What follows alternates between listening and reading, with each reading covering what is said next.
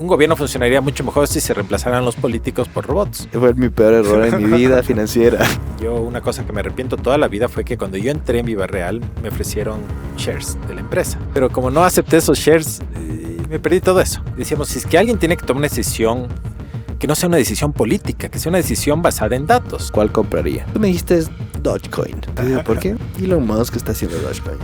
¿Quién es de este Elon Musk? Perdió un 100-1 o 120-1 en un año. Justo pensaba eso, decía, yo podría ahorita vivir donde quiera y seguir trabajando porque no tengo esa necesidad de un espacio físico especial. Entonces, tú tienes una perspectiva única e interesante en startups. Toda tu carrera ha sido startup tras startup tras startup. Desde el gobierno americano, has estado en una empresa que vendía cosas a las municipalidades, alzar capital para videojuegos. Has trabajado en Disney, creo que es la única startup que no has estado, creo, ¿no? Sí, Gameloft es una empresa muy grande. Ya. Entonces, edúcame, por favor. Yo quisiera entender, especialmente el lado técnico, cómo funciona todo ese mundo de computación. Porque tú eres brillante, nos hemos conocido ¿cuántos años? Desde que tenemos Uso de razón. Creo. Ajá, una historia corta para presentarles al César. Estudiábamos, ¿no? Con Van Tharp, que era reconocido hasta que falleció como el mejor coach de trading del planeta. Entonces él cogía a los traders más importantes del mundo y sacaba un perfil psicológico en algo que se llama psicología modelación y te enseñaba. Y llegamos a Carolina del Norte con César, teníamos 21 años, creo. Sí. Y nos hace una competencia. Yo iba haciendo trader, creo, un año, algo así. Y tú recién habías entrado al mundo así con, ¿qué será esto? Y con la computadora nos ganaste todos en el juego del fin de semana. Ajá. A través experimentados de otros. Para ti es obvio, siempre fuiste brillante. Me acuerdo una vez que estaban dándonos que teníamos 8 años y la profesora del colegio, de la escuela, estaba enseñando computación. Y tú te paraste, tal vez tú no te acuerdas de esto, y te preguntó, ¿cómo hiciste eso? Y tú te paraste y empezaste a dar la clase. Y la señora era tomando las notas, como que, QBasic era en ese entonces. Ajá. Sí, no, eso desde pequeño me ha gustado siempre. Y bueno, obviamente siempre cosas relacionadas a los videojuegos, pero me ha tocado irme por varios otros lugares también en mi vida profesional, ¿no? Siempre entrando desde el lado técnico del asunto. O sea, yo he sido programador desde que me acuerdo. Creo que a los 7 años mi papá me regaló una Atari computadora y ya después de aburrirme de los juegos me puse a programar. Entonces siempre me ha gustado, o sea, es algo que me encantaba.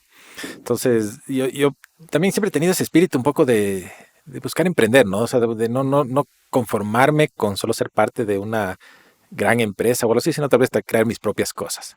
Y he tenido la oportunidad, la suerte también de que he podido juntarme con otras personas que han sido súper buenas en sus áreas para poder empezar a crear productos o desarrollar ideas o llevarlos al mercado también.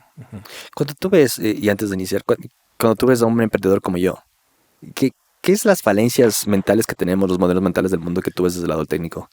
No creo que haya algo así muy en común, digamos, pero creo que tal vez generalizando, obviamente, el comprender cómo funciona la tecnología es algo importante para poder crear productos tecnológicos. Entonces siempre es necesario entender que hay procesos, que hay maneras de digamos, armar los productos para que puedan ir de la mano con la tecnología. Porque uno también podría crear un producto de ciencia ficción que no podríamos crearlo, pero que sea muy útil.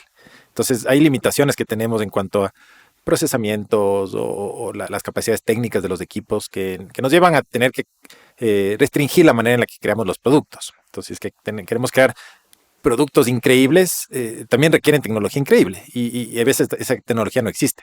O hay que desarrollarla o hay que adaptar el producto para la tecnología que se tiene. Y también todo depende del scope, ¿no? Del tamaño del proyecto. Si es un proyecto pequeño, obviamente hay que tratar de adaptarse a la tecnología existente.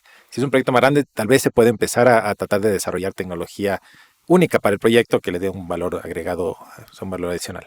Y tú tienes 2 sombreros, ahora eres alzas capital, has alzado También. capital y también eres del lado técnico.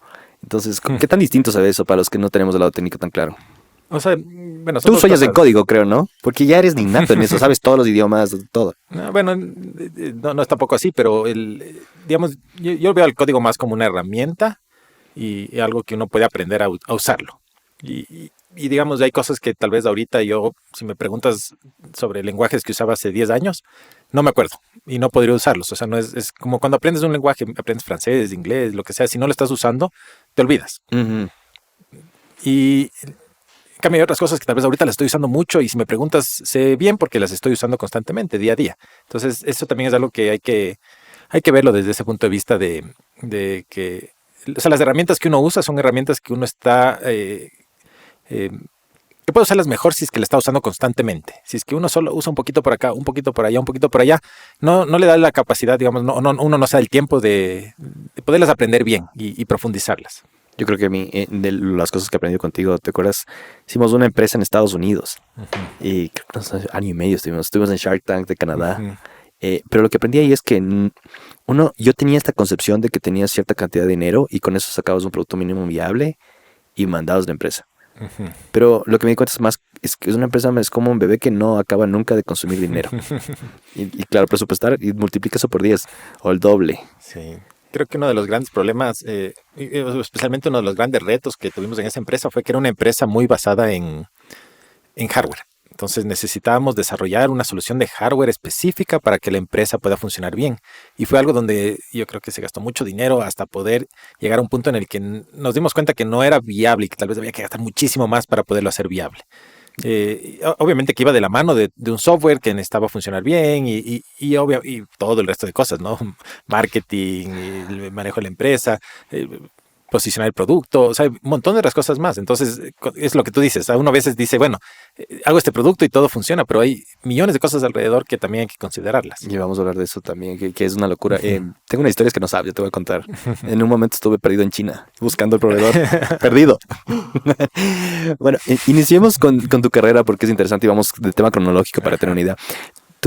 A ti te encantan los videojuegos y siempre tuviste eso como un norte, ¿no? Y ahora estás desarrollando un videojuego y usando capital en otros países para desarrollar esos videojuegos. Pero entonces tú veías programación y cine, porque hiciste una película en Ecuador también, como una escuela para hacer videojuegos. Sí, porque en Ecuador no había una escuela de videojuegos. O sea, y hasta ahora recién empiezan a haber un poco de carreras de videojuegos en Ecuador, pero en ese tiempo no había ni en lo absoluto. Entonces, yo no sé, en mi inocencia, yo dije, bueno, hacer un juego es como hacer una película dinámica, necesito aprender a programar, necesito aprender a crear guiones, personajes. Y lo que estudié en la universidad fue las dos cosas, cine y sistemas. Justo buscando, esperando que de alguna manera logre conectar las dos y tenga esa capacidad de hacer juegos.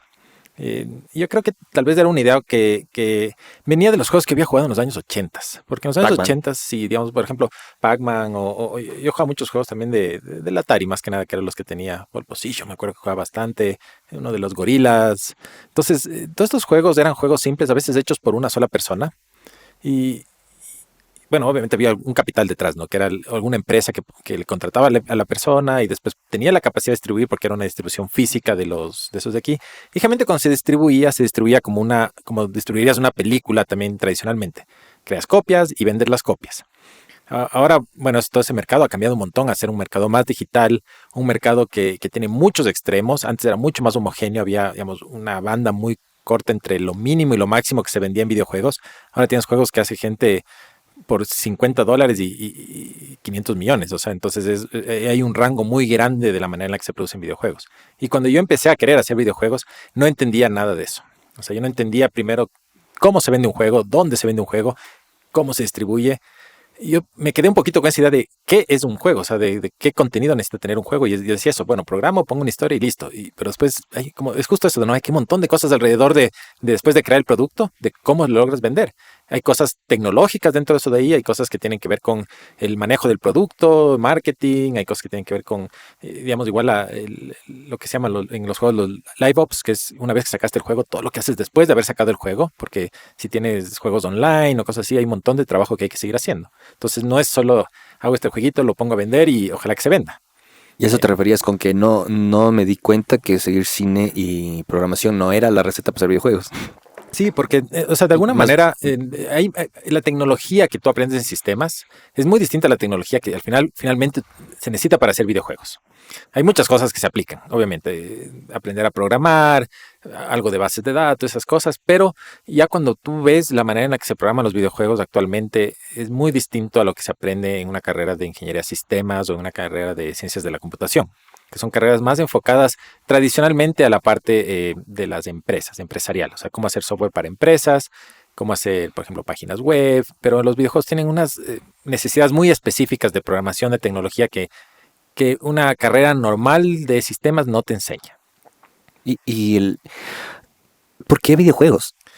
No sé, si te acuerdas de chiquito, alguna vez también, yo en el colegio programaba videojuegos y Ajá. me acuerdo que alguna vez hice un Mortal Kombat con palitos Ajá, me acuerdo. y era porque nos tenían bloqueados a todos los juegos y yo hacía juegos para que el resto juegue, entonces me parecía divertido que verles jugar los juegos que yo hacía. Entonces creo que era digamos, eso creo que tal vez sí marcó un poco mi vida, esa idea de que podía yo crear algo que el resto le podría gustar. Eh, Justo buscar algo que pueda llegar al resto de gente, más allá de solo, digamos, un producto que se entrega, sino que pueda crear alguna sensación, que pueda crear algo interesante en esas ¿Cómo es la vida de un personas. programador? Porque como programador, especialmente en el tope, Ujú, puedes hacer lo que quieras, puedes irte a vivir donde quieras, puedes ganar, técnicamente aplicar en cualquier empresa. ujú. Pero, ¿cómo es esa vida? O sea, yo, como tú sabes, viví mucho tiempo en Brasil y yo vivía trabajando remoto. Algún rato trabajé en Brasil un par de años, pero fuera de ese tiempo, de todo el resto del tiempo, trabajaba remoto y algún día también decidí, dije, bueno, justo pensaba eso, decía, yo podría ahorita vivir donde quiera y seguir trabajando porque no tengo esa necesidad de un espacio físico especial. Y me fui a viajar por toda Sudamérica, estuve viajando un poco más de un año. Después de eso, cuando terminé ese viaje por ahí fue donde fue a Europa y también estuve por Europa algunos años por allá. Igual, bueno, estuve principalmente en Valencia, pero yendo para otros lados. Y siempre trabajando remoto, o sea, buscando eso del trabajo remoto. Y también algo que aprendí en ese momento me di cuenta es que hay momentos y momentos, ¿no? Especialmente cuando trabajas para una empresa más, como por ejemplo en este tiempo yo trabajaba para Flashboat, que hacíamos software para gobiernos. Entonces es un software más, En Estados Unidos. sí, en Estados Unidos, exacto. Es un software más, digamos, en el sentido que son servidores, páginas web, cosas que no requieren una interacción muy especial con los usuarios. O sea, los usuarios tienen que poder votar en las encuestas y esa es la interacción más grande que tienen los usuarios. Cuando estamos hablando de un videojuego, especialmente hay interacciones mucho más complejas de emociones, visualmente, la manera en la que la gente reacciona al jugar el juego es importante porque está haciendo un juego para seres humanos, no para un robot o para algo de esa manera. O sea, y yo creo que esas emociones que la gente tiene, igual que cuando se hace una película y las personas ven, son cosas que se necesitan un poco más de proximidad con las personas, tanto con las que estás haciendo como con las personas que van a jugar tus juegos. Entonces hay momentos en el desarrollo de videojuegos donde es importante estar juntos y estar cerca. Queríamos hablar de este tema ¿cómo se llama el chico de la película? Hay una película en finanzas que se llama The Big Short. Ajá, Michael, no, ya se fue el nombre. Michael Burry.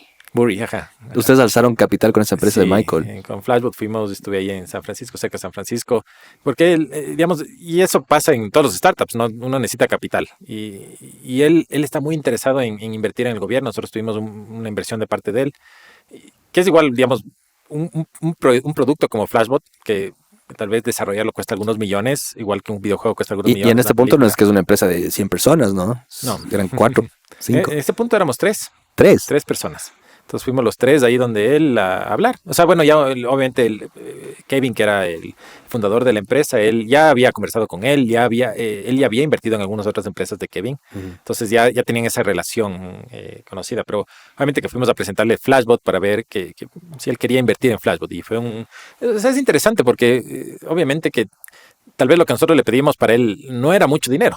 O sea, era más fácil para él decir sí porque no era Claro, tan ¿cuánto pero vale Burry? no sé. Entre 200 millones a 1000 millones, algo así. Ajá, Vale. debe ser, ajá. Pero entonces lo que nosotros le pedíamos unos poquitos Unos millones dos. tal vez, Solo ajá. dos. Y, pero él, de todas maneras, él era muy, Es muy analítico, ¿no? sí, muy analítico. Él quería saber bien cuál era el proceso que iba a pasar la empresa, cómo iba a hacer dinero. ¿Puedes explicarme qué hace Flashbot? Porque es un concepto Ajá. excepcional para los gobiernos. Ajá, o sea, lo que hacía Flashbot es crear encuestas para los residentes. Entonces, por ejemplo, si tú eres un gobierno y tienes tu servicio de agua potable y quieres saber si la gente está feliz con el servicio de agua potable, en Flashbot lo que se podía hacer era encuestar a la gente del gobierno local, o sea, a los ciudadanos, con unas encuestas que eran de máximo un minuto, muy rápidas. Podías contestarlas por teléfono, en tu celular, en la computadora. Incluso en algún momento empezamos a pensar en la idea de hacer encuestas escritas o con stands en algún lugar, digamos en la empresa de agua, que tengas uno que puedes hacer rato aplastar botoncitos y contestar rápidamente una encuesta de 2 preguntas. Entonces, la idea es recolectar estos datos y poder saber qué es lo que está pasando. Pero lo interesante es que nosotros ahí capturamos no solo respuestas, sino también el género de la persona, teníamos el lugar donde vivía, entonces, digamos, en qué barrio. Entonces, nosotros podíamos hacer, por ejemplo, una encuesta había sobre bicicletas y sobre los bike lanes, para saber por dónde habían más, dónde están funcionando mejor. Simplemente se hizo la encuesta y después ya podíamos nosotros georreferenciar todas las respuestas para saber en qué barrios se correlacionaban las respuestas. Había barrios donde la gente está menos conforme, otros barrios está más conforme, y ver si es que tenía que ver con la calidad de los lugares donde podían hacer bicicleta los ciudadanos. Que es una gran forma de hacer democracia, de hecho, ¿no? Sí. Es la mejor forma. Es básicamente una encuestadora muy barata. Sí, o sea, nosotros obviamente que bajamos los costos 10 veces menos de una encuesta tradicional y la velocidad 10 veces más rápido y 10 veces más gente. Entonces teníamos, digamos, en ese caso 10 por 10 por 10 veces una ventaja sobre las encuestadoras tradicionales. Nosotros podíamos cotejar toda la información con el censo de Estados Unidos para proyectar los datos de una manera más adecuada. También lográbamos confirmar que la gente que votaba sí sean residentes. Entonces era información que a los gobiernos les interesaba muchísimo. Y bueno, la empresa obviamente sigue creciendo un montón. Ahorita tiene ya creo que todos los estados de Estados Unidos, excepto Hawái. No. También en Wow. Canadá ya creo que están como en 5 provincias. Entonces ha crecido un montón la empresa porque yo creo que sí ven, o sea, los gobiernos ven ese valor en saber qué es lo que la gente quiere. Traigamos a Latinoamérica. Ajá. Y yo creo que había dos motivos por los que creo que eso funcionaba. La primera es porque la gente que trabaja en el gobierno no son políticos. Hay mucha gente que trabaja porque quiere dar mejores servicios a su propia ciudadanía. Uh-huh. Y una de las cosas que nosotros siempre decíamos en esa empresa era que un gobierno funcionaría mucho mejor si se reemplazaran los políticos por robots. Y todo esto antes de que la inteligencia artificial un poco nos empiece a inundar, ¿no? Y decíamos, si es que alguien tiene que tomar una decisión, que no sea una decisión política, que sea una decisión basada en datos. Exacto. Entonces, y estos datos que dan estas encuestas ayudan a eso. Entonces, ¿cómo entramos? Eso era un punto, ¿no? Eso de que las decisiones son por datos. Pero a los políticos también les gustaba esto, porque nosotros decimos, bueno, nosotros podemos decirle lo que la gente quiere y usted puede hacer lo que la gente quiere y la gente va a estar más feliz y va a querer votar de nuevo por usted. Entonces era como ganar y ganar. O sea, se hacen mejores servicios a la ciudadanía, los políticos en su parte más de figuras ganaban una mejor percepción de la gente y terminaba siendo en ese sentido algo bueno para todos. Y obviamente la idea final de reemplazar políticos por software, por algoritmos, es algo que sigue. Va a pasar. Siempre está pensando Kevin cómo lograrlo y están haciendo pruebas, experimentos, viendo qué es lo que se puede hacer. Realmente en esto por ejemplo, ya se están en algunos de estos condados o se tienen ya sistemas de generación de legislación. Entonces, digamos, es toda una cadena, ¿no? de encuestas que tal vez generan una ordenanza. Obviamente que esa ordenanza después va a tener que ser revisada, pasada por la parte legislativa y todo, pero ya hay como un poquito esa conexión entre lo que la gente quiere y la ordenanza en sí de una manera algorítmica, no de una manera de que alguien pensó y creía que eso era lo que había que hacer. Ajá. Está funcionando. Pero porque bueno, cuando hablamos la última vez eran tres, ni siquiera en estados, eran 3 counties. Uh-huh. Y ahora ya están en todo Estados Unidos. Sí, o sea, ya tienen 48 estados, creo que eso, 47, 48 estados. Es una forma en que la política va a desarrollarse en el futuro de ley o de ley. Sí, yo creo que tienen ese espacio ahí, ganándolo. Ajá. Wow. ¿Y por qué saliste de ahí? Y yo salí porque, como siempre que yo hacía videojuegos, conseguí un trabajo en Gameloft. Gameloft. Ajá. ¿Qué es Gameloft? Gameloft es una empresa que hace software de videojuegos. O sea, hace videojuegos, es francesa. Y no sé si te acuerdas, había un montón de juegos de Nokia, de los Nokias antiguísimos, en los años 90. Como una culebrita así. Bueno, no hicieron la culebrita, pero algunos juegos ya después de esos empezaron a hacer Gameloft. Entonces, Gameloft existe ya 25 años. O sea, en realidad en los 2000 fue donde comenzaron a funcionar. 99, 2000 creo que fue. Y de ahí empezaron a crecer y ahora es una empresa de 6,000 empleados o ya cerca de 7,000 empleados y tiene 18 estudios creo a nivel mundial. O sea, son por todo lado. Yo trabajo con el estudio de Montreal, ahí en Canadá. En remoto, obviamente todo. Y ese estudio es el que desarrollamos el juego de Disney Dreamlight Valley, que es un juego muy grande. Más de 200 personas en el equipo. Wow. O sea, solo yo estoy encargado de una parte de la programación con un equipo de 3 personas, pero es solo una parte de la programación. O sea, hay 18 programadores, creo, en el equipo, entonces es mucha gente. ¿Cómo ves el futuro de los programadores con AI?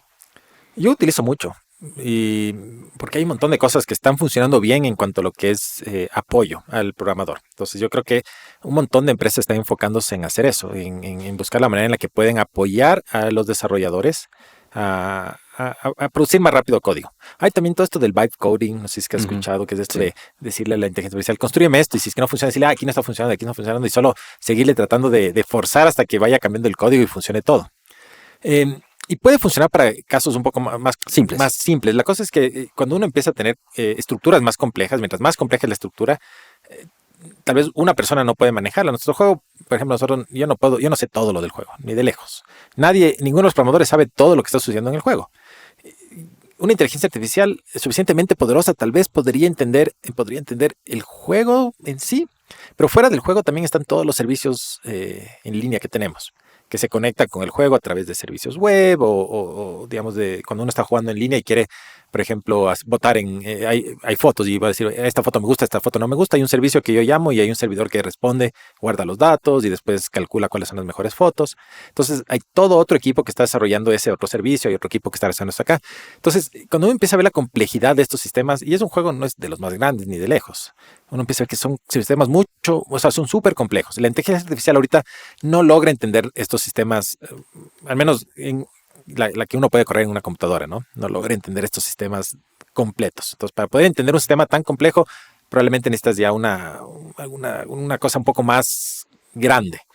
Y aún así, para poder tratar de cambiarlos, de arreglarlos y todo, hay toda la parte humana, porque tú podrías pensar que puedes hacer un juego con inteligencia artificial únicamente, pero eso va a jugar un humano. Y no, si fuera hecho para que juegue inteligencia artificial, creo que podría funcionar, pero cuando ya tienes un humano en el medio, necesitas poderte comunicar con ese humano para saber qué le pasó con el juego, qué le gustó, qué no le gustó, qué sintió, si la historia le atrajo o no. Entonces hay un montón de facetas que tendría que controlar la inteligencia artificial. Entonces el programar es solo una herramienta para poder completar estas otras facetas, o sea, la historia, las emociones que se tienen. Y obviamente es una programación súper compleja para una capa encima que están estas emociones. Si no haces juegos para humanos, no tiene sentido en este punto de la historia ahorita, porque somos los que jugamos juegos. Tal vez algunos animales, no sé, pero en general. Un chimpancé. Un chimpancé que le dan azúcar. Sí, podrías hacer un juego de video para un chimpancé, tal vez simple y que funcione, pero generalmente son para humanos. Entonces, son más como una herramienta porque siempre tienen que haber humanos en el medio para poder entender qué es lo que está pasando y para poder diseñar experiencias, para poder hacer algo que tenga un sentido. ¿Cómo ves a los programadores en 10 años? Yo creo que hay que seguir, o sea, yo como programador siempre estoy tratando de mantenerme al día en esto de la inteligencia artificial, ver qué es lo nuevo que puedo usar, cómo puedo usarlo, porque yo creo que si es que, digamos, al momento yo con la inteligencia artificial tal vez puedo trabajar como 1.5 personas, ¿ya? Uh-huh. Pero tal vez de aquí a unos años yo ya pueda con la inteligencia artificial trabajar lo que 3 personas trabajarían, por ejemplo. Pero yo necesito tener esa capacidad de poder usar estas herramientas para poder dirigirlas y poder generar lo que hace falta para poder tener esa capacidad de multiplicarse. Eso de, bueno, ya no soy solo yo, sino soy yo y tengo esto que me está haciendo parte del trabajo, y poderlo monitorear, saber cómo manejarlo. Y tal vez en 10 años eso sea mucho más grande y la gente que realmente pueda controlar esas inteligencias artificiales, sepa cómo manejarlas, súper productivas. Van a ser mucho más productivas. Una sola persona tal vez represente un equipo de 50 y puede hacer lo que antes hacía un equipo de 50 si es que tiene la capacidad de controlar estas inteligencias. Hay algo conocido en la industria que es el 10X, ¿no? Que un programador que está en el top 1%, top 10%, produce 10 veces mejor o más código que el resto de la gente. Es un salto brutal. Esos van a sobrevivir, ¿no? Bueno, eso es un rango, ¿no? Yo no creo que haya esto de que hay unos que sí y otros que no. O sea, hay gente que produce mucho más, hay gente que produce menos. Pero hay también otros trabajos, hay un montón de trabajos en la programación que son trabajos aburridos. Y a veces eso no se los toma en cuenta. O sea, hay muchos, digamos, arquetipos de programadores. O sea, los programadores de estrella, los que hicieron el software que corre 10 veces más rápido y que le ahorra a la empresa $1 millón al año. Porque sí. Pero hay otros programadores que en cambio están ahí atrás sin que se les vea, que están haciendo un trabajo importante también. Y tal vez no se les considera 10X o algo así porque no tienen esa capacidad de generar 10 veces más capital. Pero tal vez si le retiras a ellos, igual la empresa se cae. Entonces, digamos, hay un montón de que sirven como más como una base. Que tal vez se puede decir que son trabajos más aburridos, a veces más repetitivos, pero que tal vez se tienen que hacer. O digamos, de soporte o trabajos de mantener sistemas antiguos.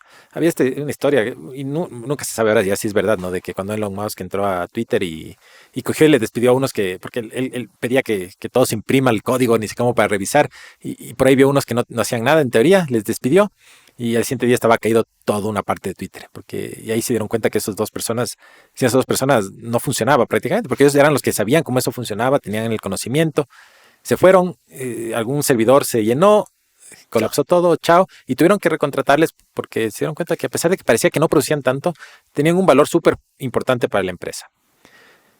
Y yo no sé si van a ser esos los primeros trabajos que reemplacen inteligencia artificial o no, porque como son sistemas hechos por humanos, los sistemas legados, tienen un montón de cosas que tal vez no se pueden controlar digitalmente. Y te pongo otro ejemplo así, y este sí es un ejemplo real. Yo me acuerdo que yo trabajaba haciendo software para bancos. Me fui a Cuenca. Ese fue tu primer trabajo, ¿no? Sí, ¿Qué ese edad fue tenías? 18 años cuando empecé ahí. Empezaste a los 18, no sabía. Ok. Y me fui a Cuenca, me acuerdo porque estamos ahí instalando en un banco por allá. Y me encargaron que revise cómo funcionaba el pago de agua potable, porque o sea, nadie entendía cómo funcionaba y qué era lo que pasaba, y ni siquiera los de sistemas de ahí, o sea, sabían, y cada uno me decía, pero es que después se hace esto, después se hace ni sé cómo, hasta que logré entender que ha habido un tipo que llegaba a las 7 de la noche todos los días, imprimía todos los pedidos de pagos de agua potable, iba a la otra computadora donde tenían un módem con el que se conectaban con la empresa de agua potable y tipeaba todos los pedidos a mano hasta las 11 de la noche y enviaba. Al siguiente día, él llegaba a las 7 de la mañana, 6, 7 de la mañana, y recibía todos los resultados de los pagos y los pasaba al sistema original. ¿Ya? Entonces, cuando tú dices eso, ¿cómo? O sea, para llegar a entender esas cosas nos tocó buscar un montón y preguntar hasta, y por ahí dijo, no, pero es que no me acuerdo, José es el que sabe hacer esas cosas. Y cuando fuimos a preguntar, José decía, sí, es que lo que me toca hacer es pasar a mano porque no tenemos conectado. Y bueno, en ese caso lo que hicimos fue nosotros escribimos un pedacito de código bastante simple, no fue nada muy complejo, que automatizó eso y prácticamente le dejó sin trabajo a este señor, porque de lo que antes los pagos tenías que esperar casi 2 días para que se refleje que se ha pagado, y a veces salían dobles pagos y todo. En ese rato ya era automático, tú pagabas ese rato en la empresa y ya se notificaba a la empresa de agua potable y listo. Entonces, digamos, esos procesos legados y antiguos son procesos humanos, porque son creados por humanos. Y la inteligencia artificial, tal vez, cuando tú le pedirías que analice eso, sería imposible que llegue a entender qué es lo que está haciendo este humano directamente. O sea, sabría que alguien está imprimiendo esas hojas y hasta ahí tal vez llegaría, o que después se ingresan datos, pero entender que hay esa persona que está copiando los datos de un lado al otro es algo que está en el mundo físico, no está en el mundo virtual. Y muchos de estos temas tienen esa parte física, muy física de funcionar. ¿Qué aprendiste en la banca? ¿Tú hacías seguridad para el banco? Yo hacía, interfaces gráficas, seguridad, un poco de todo. O sea, yo comencé ahí, en realidad, igual como en todo el resto de cosas, éramos poquitos. O sea, no había empresa cuando yo comencé. Fui la primera persona realmente contratada en la empresa, porque el resto de personas, habían 4 programadores más, o digamos, no programadores, 3 programadores más y una persona de negocio.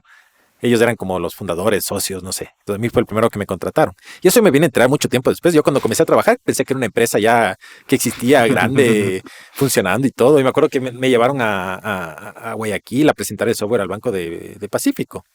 Y presentamos el software y el Banco Pacífico nos compró y decía, pero bueno, sí, porque es una empresa grande y todo. Y ese rato, años después me enteré de que éramos 5 pelagatos, los 5 que nos fuimos éramos los únicos que existían. Yo trabajaba en un garaje, así, en un garaje con el Danilo, haciendo los dos una parte del sistema. Y el resto no sé dónde trabajaban. Yo pensaba que sí tenían una oficina. Y después ya me enteré que era así tan chiquita la situación. O sea, una startup muy, muy pequeña. Obviamente que todos ellos tenían mucha experiencia y habían hecho software para bancos muchísimos años, entonces no es que simplemente de la nada salieron a hacer esto, y tenían los contactos en los bancos, en la industria, y al final, por eso es que sabían qué era lo que había que hacer, sabían lo que necesitaban los bancos. ¿Y con quién hablar? Ajá, ya tenían los contactos, tenían el contrato de lo que quería el banco, entonces cuando se fue a presentar, simplemente dijeron, sí, esto es lo que nosotros necesitamos, listo, les contratamos. O sea, fue como hacer la prueba de que sí podíamos hacer lo que el banco quería. Pero era porque ya tenían esta experiencia amplia de 30 años de estar haciendo software para bancos. Entonces, pero esa fue la primera experiencia, y de ese fue de donde salió todo esto de Cuenca, estas cosas. Y yo lo que aprendí mucho de esto, de que hay muchos procesos humanos dentro de eso. Obviamente en los bancos, cuando uno empieza a mapear los procesos, ¿y quién le da el papel a quién? ¿Y quién tiene que firmar? ¿Y para dónde pasa esta información? ¿Y por qué se necesita que esta información pase para acá? Y es cosas que al final, a veces son solo porque es la manera en la que se hacía. Y hay otras cosas que nosotros decimos, no, pero esto nosotros hacemos por el software y se simplifica y simplemente te sale una notificación, pones aceptado y ya, y no toca estar imprimiendo el papel, trayendo para acá y que firme y que no sé cómo. Nosotros podemos autenticar que eres tú el que estás aplastando el botón y ya.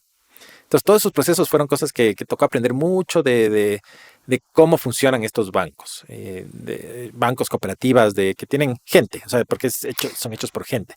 Y la gente, para solucionar problemas, se inventa cosas. Y a veces son cosas que tal vez no es el camino más fácil. Entonces empiezan a solucionar, no pueden, tal vez, yo que sé, por ejemplo, hacen un préstamo y no pueden hacer pago por adelantado de las cuotas. Entonces, para poder hacer eso, se inventan que ni sé cómo, que ni de esta, y logran hacer.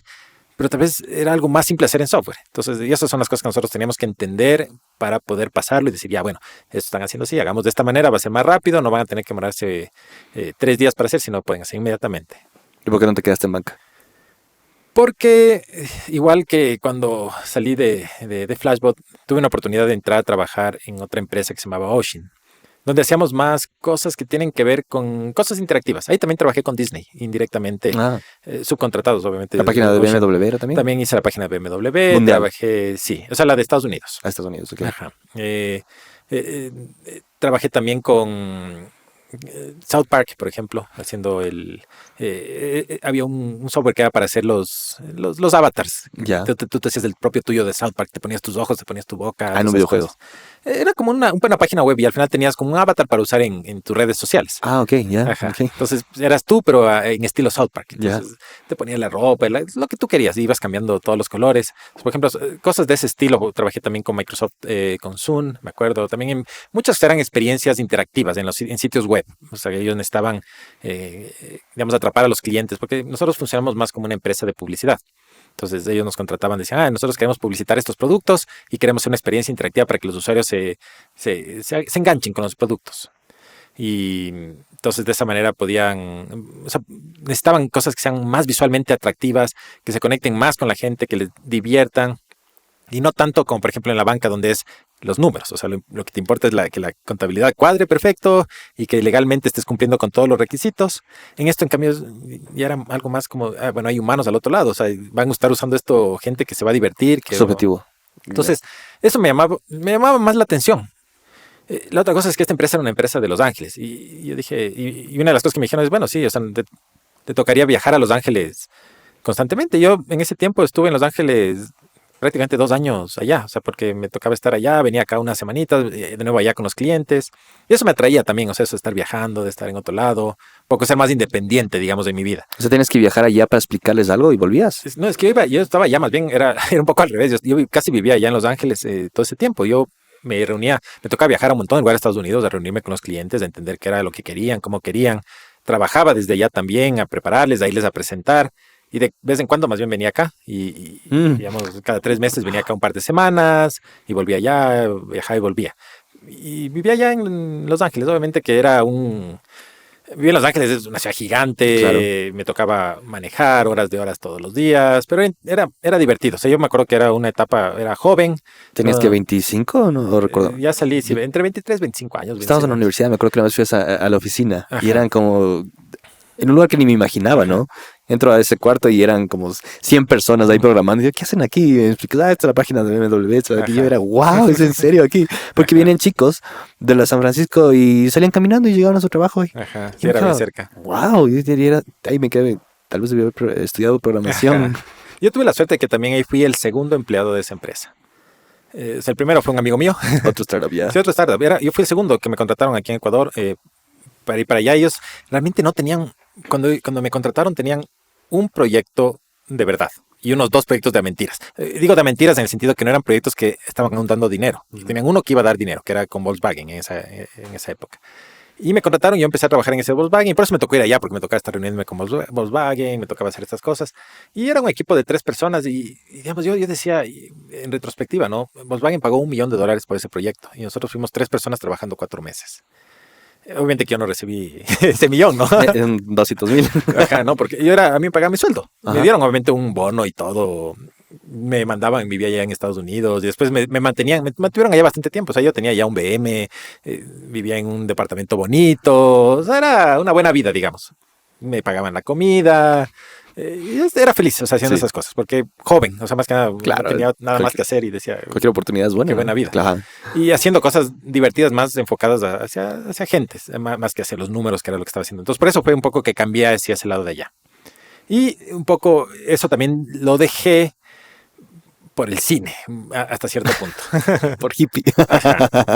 Ya. Porque era, digamos, el siguiente paso. Yo me puse en empresa después de eso. O sea, yo dije, yo creo que podemos hacer juegos. O sea, yo ya, después Ya de haber hecho querías estas hacerlo. experiencias, porque había hecho experiencias interactivas, no juegos aún, porque o tal vez sí minijuegos, pero no juegos de verdad. ¿En este punto ya te pusiste esa empresa o Sí, fuiste a Brasil? no, o sea, es que de ahí fui a Brasil y en Brasil me puse la empresa. Y entonces, y te Ajá. vas a Brasil para trabajar con una empresa gigantesca de bienes raíces. Eso vino después. Ah, ya, Ya, entonces, o ok, sea, inicia la empresa. o sea, me fui a Brasil porque tenía una novia que se fue para allá a estudiar y me fui con ella. Muy bien. Terminamos apenas, prácticamente llegué allá, un poquito después, y yo me quedé allá y creé esta empresa para hacer la película. O sea, esa era la idea. De hacer la película, pero no solo hacer la película, era también hacer videojuegos. O sea, yo dije, yo quiero hacer juegos, entonces voy a aprovechar y voy a hacer con estos juegos. Y tenía empezamos a hacer algunos juegos con algunos amigos que estamos en la empresa, pero juegos muy malos. O sea, no teníamos idea de justo esto de dónde venderlos, cómo venderlos, todo lo que está alrededor. O sea, un poco teníamos la idea de cómo hacer el juego en sí, más o menos, ¿El lado técnico? ¿No? pero la parte ya de negocio no la teníamos claro. O sea, en ese tiempo recién estaba apareciendo el Play Store. En iPhone no teníamos capacidad de programar para eso, entonces no veíamos y no sabíamos qué tan difícil es vender un juego en móvil. Y en esa época ya era muy difícil, ahora es imposible, en esa época era muy difícil. Entonces no teníamos idea de los números y lo que necesitas para poder poner un juego y venderlo y hacer dinero. Entonces nosotros hacíamos los juegos medio como que esperábamos que si les pondríamos iban a vender solos. No pensamos que teníamos que hacer marketing, no pensamos en nada más. Entonces, no hicimos juegos muy buenos primero y de ahí los pusimos y vendimos prácticamente nada. Ya paralelo a eso estuvimos haciendo la película, tuvimos algo de financiamiento que conseguimos por aquí, por allá, igual nos tocó hacer todo esto de levantar capital para la película y no nos fue bien tampoco con la película. Entonces después de eso yo ya o sea, tuve que empezar a dedicar a algo distinto porque ya de eso no estaba pudiendo vivir. Y ahí fue donde entré ya en esta empresa de bienes raíces allá en Brasil. Porque fue también una buena oportunidad. Yo estaba viviendo en Brasil y yo quería seguir viviendo allá, me gustaba, estaba súper a gusto y todo. Y un amigo que es un amigo con el que yo he trabajado en todas las empresas, creo que he estado, excepto ahora aquí en Gameloft. Y él bueno, él es ecuatoriano, pero sus papás colombianos. Entonces él estaba en Colombia en ese tiempo trabajando en una empresa allá. Y esa empresa quería moverse a Brasil porque todos sus clientes están en Brasil, de bienes raíces. Y necesitaban a alguien que abra el desarrollo en Brasil. O sea, abrí la oficina de desarrollo en Brasil. Y me contactaron a mí porque él me recomendó. Y abrimos la empresa, la empresa en Brasil, la oficina de desarrollo. Y comenzamos 5 personas en desarrollo. Y funcionó. O sea, logramos pasar todas las operaciones de Colombia a Brasil. Y a Brasil se movieron de los 10 programadores que ven en Colombia, solo 2, porque el resto no quisieron mudarse a Brasil, no sé si las condiciones que les ofrecían o qué fue lo que pasó. Entonces terminamos bueno, 4 brasileños, yo y 2 colombianos, entonces uno de mis amigos. Y crecimos de 5 personas, 6, 7 personas después con eso a 50 en 2 años. Y la empresa creció de prácticamente nada a recibir una inversión de $200 millones en 2 años y comprarse un edificio de ni sé cuántos pisos ahí en Sao Paulo. Nos tocó mudarnos a Sao Paulo porque ya la empresa había crecido demasiado y en Florianópolis no había capacidad de crecer tan rápido. Entonces nos mudamos a Sao Paulo. Siguió creciendo y yo sentí que de lo que yo era una empresa chiquitita, en 2 años creció tanto que yo perdí un poco ese control que yo tenía dentro de lo que hacíamos. O sea, yo pasé a ser como un peón más ahí dentro de la empresa. Y también por eso decidí... Explícame algo, ¿cómo pasa una empresa de 2 personas a recibir $200 millones? Es en realidad, pero en la vida real, ¿es porque Ajá. quien inició la empresa ya tenía todos estos contactos y el capital listo? ¿O es que en realidad, No. esta es una gran idea, voy a empezar a presentar esto a 20,000 personas hasta que alce el capital? Y fue de esa manera. O sea, Así, ¿verdad? ok. Al menos como yo entendí esto, porque siempre hablábamos también con los fundadores de estas cosas, ¿no? Porque nos contaban de cómo llegó a hacer esto. Aquí llegaron a Colombia, un gringo y un alemán. O se conocieron en Colombia en realidad.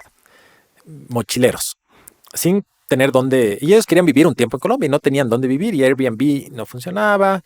Querían alquilar un lugar. O sea, no querían algo así temporal como solo para unas vacaciones, sino querían vivir ahí, querían alquilar una casa. Y empezaron a buscar en Colombia, había 25 sitios distintos de búsquedas de inmuebles. Igual que aquí pasa un poco en Ecuador, que hay un montón de sitios distintos de búsqueda de inmuebles para alquilar. Entonces a uno de ellos se le ocurrió y se hicieron amigos y todo esto y se le ocurrió y dijo, ¿y por qué no hacemos un scraper ahí que busquen todos estos sitios web de todas estas compañías y consolidamos en uno solo donde puedas buscar todos a la vez? Y funcionó súper bien. O sea, lograron hacer un scraper y después de eso, como tenían tanto tráfico en su página de Viva Real de Colombia, ¿Cómo se creó ese tráfico? Porque la gente Porque vio el que era producto era útil. 10 veces mejor que... Ajá. Ok. Era mucho mejor. O sea, tú no tenías que estar buscando en 25 sitios, te ibas a un solo lugar y encontrabas la mejor oferta y la interfaz que crearon no era la mejor interfaz, pero era buena. O sea, era mejor que lo que tenían estas otras, que eran inconsistentes, medias mal hechas, difíciles de buscar. Esto funcionaba. O sea, podías buscar, ver un mapa donde estaban las cosas, filtrar por un montón de características. Decías, yo quiero una casa que tenga piscina y podías filtrar por piscina. Entonces, cosas que no podías hacer en las propias inmobiliarias. Entonces, era mejor que los sitios de las inmobiliarias, porque lograban sacar de estas inmobiliarias una base de datos y de ahí manejar esa base de datos. Entonces, lograron hacer eso y crecieron mucho. Y lograron empezar a tener una inversión local de Colombia para crecer. Y tenía un equipo pequeño, 10 personas en desarrollo, más unas 10, 15 personas en la parte de negocios. Y en Colombia es un mercado pequeño al lado de Brasil, inmobiliario, de largo, porque Brasil es un mercado gigante inmobiliario. Entonces en Colombia llegaron a un punto en el que ya no tenían a quién vender.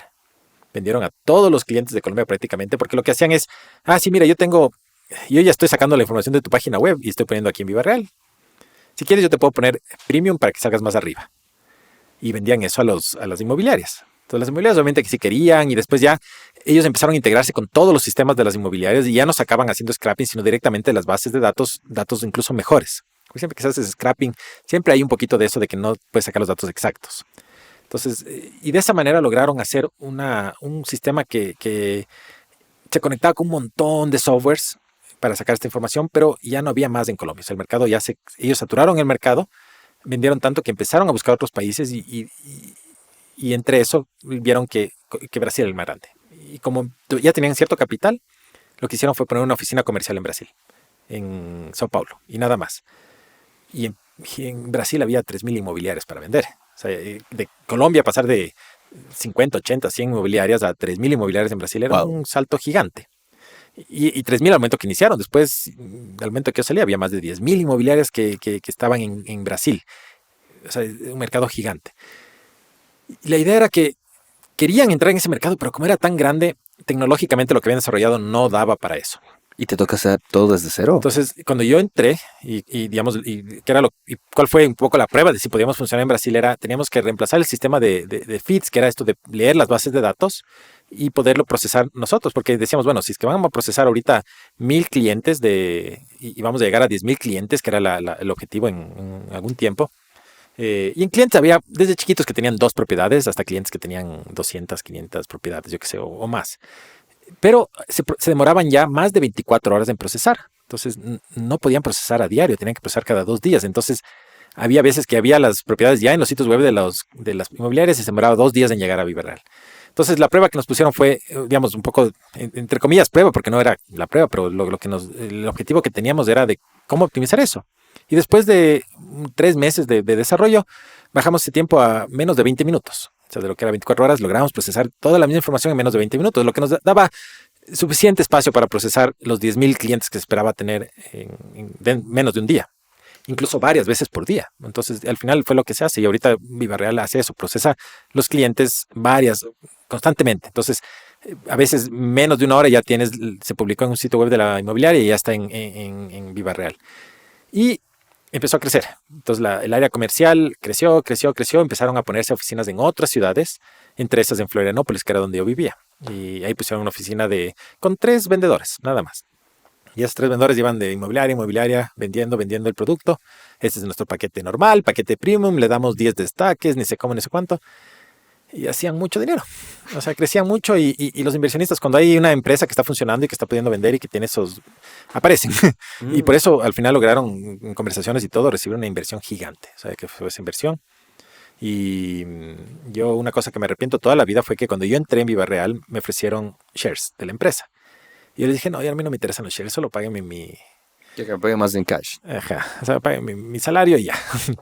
Porque si es que hubiera cogido shares después de esa inversión y todas esas cosas, hubiera salido ya con... O sea, mi éxito, porque salieron a la bolsa en Brasil, en Estados Unidos y todo. Hubiera salido con un buen pago. Pero como no acepté esos shares, me perdí todo eso. Yo no pensé, porque imagínate, teníamos 4 o 5 personas. Yo dije, no, o sea, esto hasta que crezca y todo. Y con mis experiencias previas de los startups que se habían demorado mucho, no funcionaban y todo, no no lo vi como algo muy interesante y dije, bueno, prefiero el dinero ahorita que me paguen menos y después ver.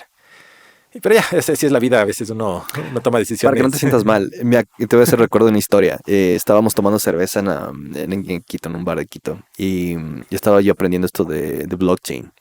Te hablo de hace 8 años. Y te pregunté, ¿cuál es tú que sabes de tecnología, César? Voy a invertir $3,000 en esto, ¿cuál compraría? Y tú me dijiste Dogecoin. Yo digo, ¿por qué? Elon Musk está haciendo Dogecoin. Yo, ¿quién es de este Elon Musk? Déjalo. Me fui a comprar. ¿Qué habré hecho con esa plata? No me acuerdo. Esos 3,000 hubieran sido, no, eran $1,000 lo que iba a meter. Hubieran sido $120,000, creo que al final de ese año. Ese fue mi peor error en mi vida financiera. Sí, no, porque yo me acuerdo que en ese tiempo valía menos de medio centavo, creo que cada dólar. ¿Compraste? Yo sí compré en ese tiempo. Ajá. Te odio. Ya. Y ahorita ha llegado, bueno, ahorita están 25 centavos, algo así. O sea, Pero llegó a estar en... Llegó hasta 40, 60, algún momento. Bajó un poco. Pero bueno, yo creo que eso también se ha conversado contigo. Yo los veo como una inversión más a largo plazo, ¿no? Es tan volátil que no es que puedes estar tratando de hacer trading muy seguido. Claro, ahí perdí un 100-1 Ajá. o 120-1 en un año. Sí, Eso es mi peor pérdida. No, falta de ganancia, digamos. Los errores de omisión son más grandes que los de comisión. Sí. Y ese es mi error de omisión más grande. Sí, pero también podrías haber perdido todo. Bueno, hubiera sido un poquito. Mientras más trabajas, más de esas historias tengo unas Ajá. 5 o 6 todavía. Ya ojalá cada vez sean más grandes. Pero hasta ahora eso es lo peor. Ajá.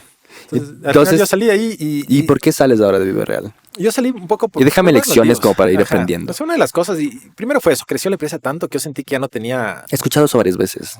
yo ahí nada, o sea, me sentía como un peón. O sea, esa era mi Pero mi ¿tú crees percepción. que fue un mal crecimiento o te empujaron a propósito porque estaban otros roles? Porque imagino que entraste de administrador y tal vez, bueno, si entras de forma técnica no necesariamente eres o quieras ser administrador. Ajá. No, porque sí entraron PMs, entraron un montón de puestos internos. Yo antes, encima mío estaba los jefes, o sea, los fundadores. En Colombia. Sí, y ellos ya se habían movido a Brasil, o sea, porque ya Ok. sabían que el mercado estaba allá y ya se mudaron a Brasil porque sabían que creían crecer en Brasil. Y vivían en Sao Paulo. Y todo el tiempo estaban yendo a Florianópolis porque escogieron Florianópolis en realidad porque yo vivía ahí. O sea, porque cuando escogieron con quién abrir la empresa, fui yo. Por Tuve la referencia a tu suerte. amigo. Ajá, tuve la suerte y todo. Que eso me lleva a una pregunta. En el mundo, bueno, yo te considero a ti un, digamos, programador 10X. Usemos ese término por el momento.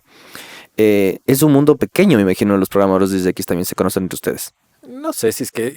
O sea, yo para que creo alguien de es- Colombia venga y te diga, ve, César de Ecuador. Es que verás, es porque yo con él, con este amigo, yo trabajé en muchos lugares, haciendo muchas cosas. Y siempre o sea, yo me fui con él cuando hice mi intercambio a Estados Unidos, con él me fui a Illinois y con él tuve todas mis experiencias laborables. Entonces nos conocíamos muy bien en ese sentido de qué era lo que hacíamos. Y esta referencia yo creo que de él fue importante porque ellos buscaban a alguien en Brasil que pueda... Y cuando yo comencé, ellos también comenzaron... O sea, comencé chiquitito. O sea, no fue para ellos una inversión muy grande. Ya tenían dinero igual de, obviamente, lo que habían logrado hacer en Colombia. Entonces, fue una inversión chiquita. Poner una oficina, contratar a 3 personas adicionales, 3 brasileños adicionales de a mí.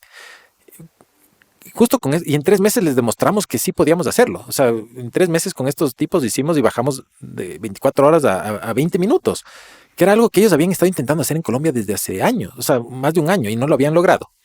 ¿Y por qué crees que se dio eso? ¿Por el equipo que había o por el cambio de...? Y la perspectiva, yo creo que también fue el equipo. Yo creo que, o sea, yo no quiero desmerecer a nadie, pero Obvio. yo creo que ellos estaban enfocados en otra manera de ver el asunto. O sea, cuando ellos llegaron y pensaron cómo tenemos que procesar los datos, tenían una visión, yo creo que se enfrascaron en esa visión, que un término ahí de enfrascarse, o sea, y no pudieron salir de esa visión de cómo procesarlos. Cuando yo entré y con el equipo que armé, replanteamos, dijimos, no, o sea, no tenemos que hacer como ellos están haciendo, pensemos cómo haríamos de cero. Y yo cuando le dije al Brian, le dije, ¿sabes qué? Y al Tom le dije, hagamos de cero, porque no nos va a servir a ajustar y arreglar esto.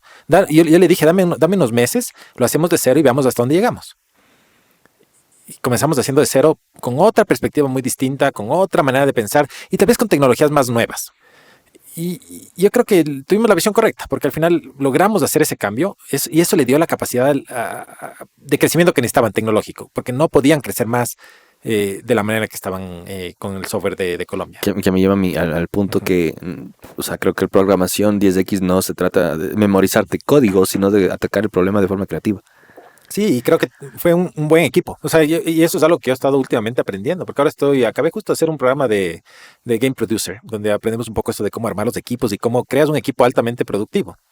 Ya, pero, ok, cualquier Ajá. tipo de empresa de tecnología. Sí, bueno, en general, o sea, aprendimos desde cómo creas un equipo de fútbol productivo, o sea, cómo, ¿Y cómo se crea?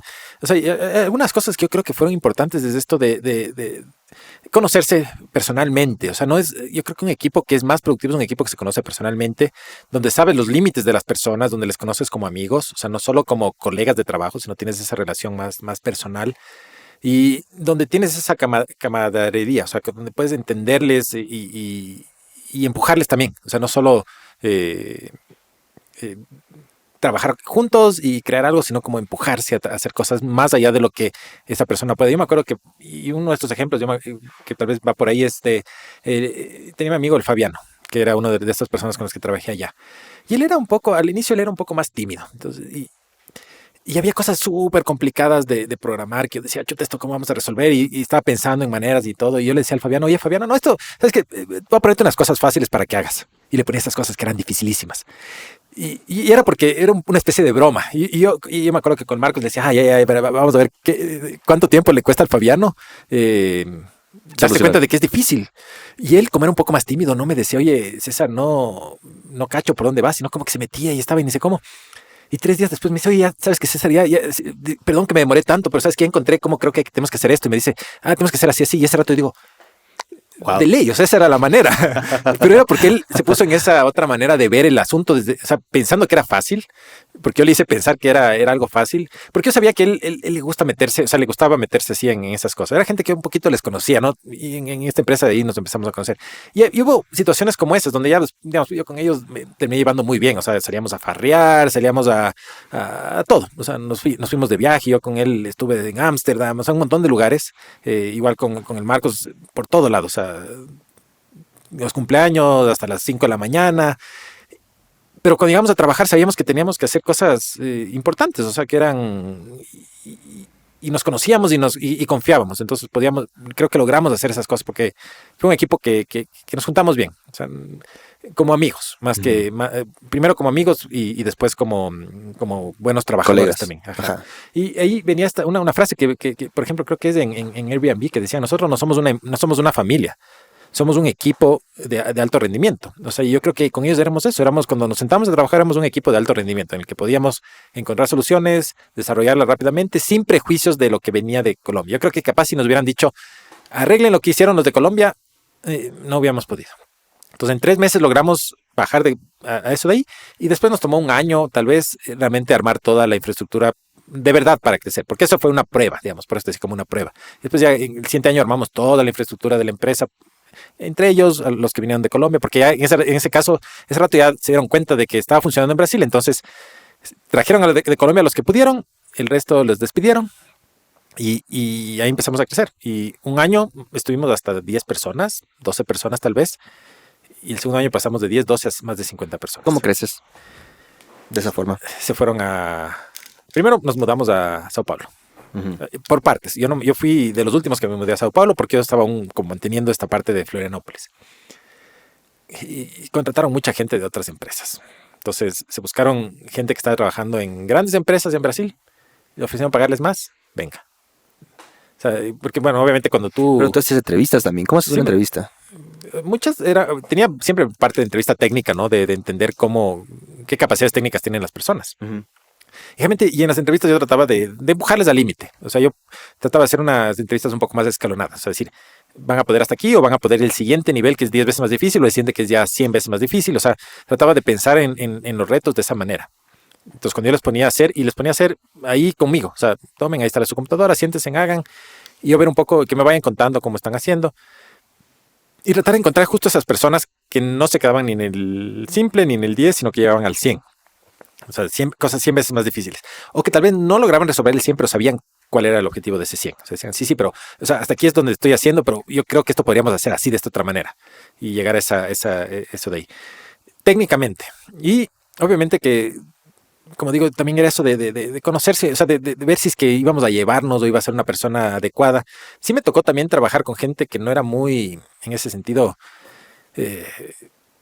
O sea, gente que vino, algunos que vinieron de Colombia, otra gente que yo no contraté, sino que ya creo que ya los tenían contratados, que también se juntaron al equipo, que no duraron mucho tiempo. Yo creo que tal vez era por eso, porque no habían pasado tal vez por ese proceso de ser parte del equipo, de ser amigos, se mantenían muy aislados, no sabíamos mucho de la vida de ellos y terminaban saliendo eventualmente. Entonces no eran efectivos, no hacían mucho, terminaban saliendo. En cambio, las personas que lográbamos entender que sí nos podíamos llevarnos, que teníamos otros intereses adicionales aparte de lo que estábamos haciendo, que podíamos compartir, eso era parte, yo creo, también de las entrevistas. Y yo estuve hasta el punto de contratar hasta las 10, 12 personas. Cuando llegamos a las 12 personas por ahí, entró ya un project manager, otro project manager, que ya empezaron ellos a contratar y ahí se decidió separar el equipo de desarrollo en varias partes. Una parte era la parte del proceso de datos, otra parte era el sitio web móvil. Entonces, porque el sitio web móvil no funcionaba bien. El sitio web para computadora funcionaba bastante bien, pero el móvil no funcionaba bien. Entonces, contrataron un project manager y se contrataron al mejor desarrollador de móvil de Brasil por poco. O sea, se buscaron un tipo que era buenísimo. Y armaron su equipo en Brasil con esta gente. Y súper buena, o sea, súper buena. Y lograron mejorar los tiempos de respuesta de móvil muchísimo. O sea, y después de eso pasaron y extendieron eso hacia la parte web y se formaron algunos distintos equipos. Un equipo que daba solo soporte a marketing y yo quedé con la parte de procesamiento de datos, que era, digamos, mi área. Y quedamos con los 5 o 6 que éramos de esa parte del core de 50. Entonces ya te digo, ahí es donde yo empecé a sentir que era chiquitito. Y ya no era, o sea, ya no tenía esa capacidad de innovar a la velocidad que habíamos logrado innovar al inicio. O sea, ya las cosas eran mucho más lentas, había mucho más... había que pedir permiso, papeleos, etcétera. O sea, la cultura cambió. O sea, de lo que teníamos una oficina más pequeña que este cuarto, donde estábamos los 5, pasamos a tener un edificio entero. O sea, en 2 años, un poquito más de 2 años. Y yo estaba en un piso y de ello cuando tenía que saber, ¿y a quién pregunto? ¿Y a dónde voy? Y me sentía perdido dentro de esa empresa. O sea, creció tan rápido. Yo creo que yo también nunca tuve la experiencia de trabajar en empresas grandes así. Entonces yo tal vez no me logré adaptar a tener de repente una empresa grande, porque creo que crecieron muy bien. O sea, porque crecieron. Bueno, y lo lograron. Lo lograron crecer rapidísimo. O sea, lograron expandir. Se dieron cuenta que funcionaba el negocio y metieron todo el dinero del mundo para crecer rápido. Y les funcionó. Porque después de unos años ya lograron vender también esto que se llamaba, bueno, otra empresa muy grande de Brasil que les compró y se volvieron una cosa gigante. O sea, el SAP era el software que era la competencia en Brasil y SAP era parte de una empresa gigante y SAP compró, pero no para juntar con SAP, sino para reemplazar a SAP. Entonces eso era una cosa gigante. Pero pasó mucho, o sea, fue mucho... no sé, mucho cambio de repente. Y yo no me sentía muy a gusto con eso de cómo estamos trabajando. Me gusta mucho Florianópolis. Sao Paulo era una ciudad muy grande, bulliciosa. Yo vivía cerca, en teoría, pero me demoraba más de 30 minutos.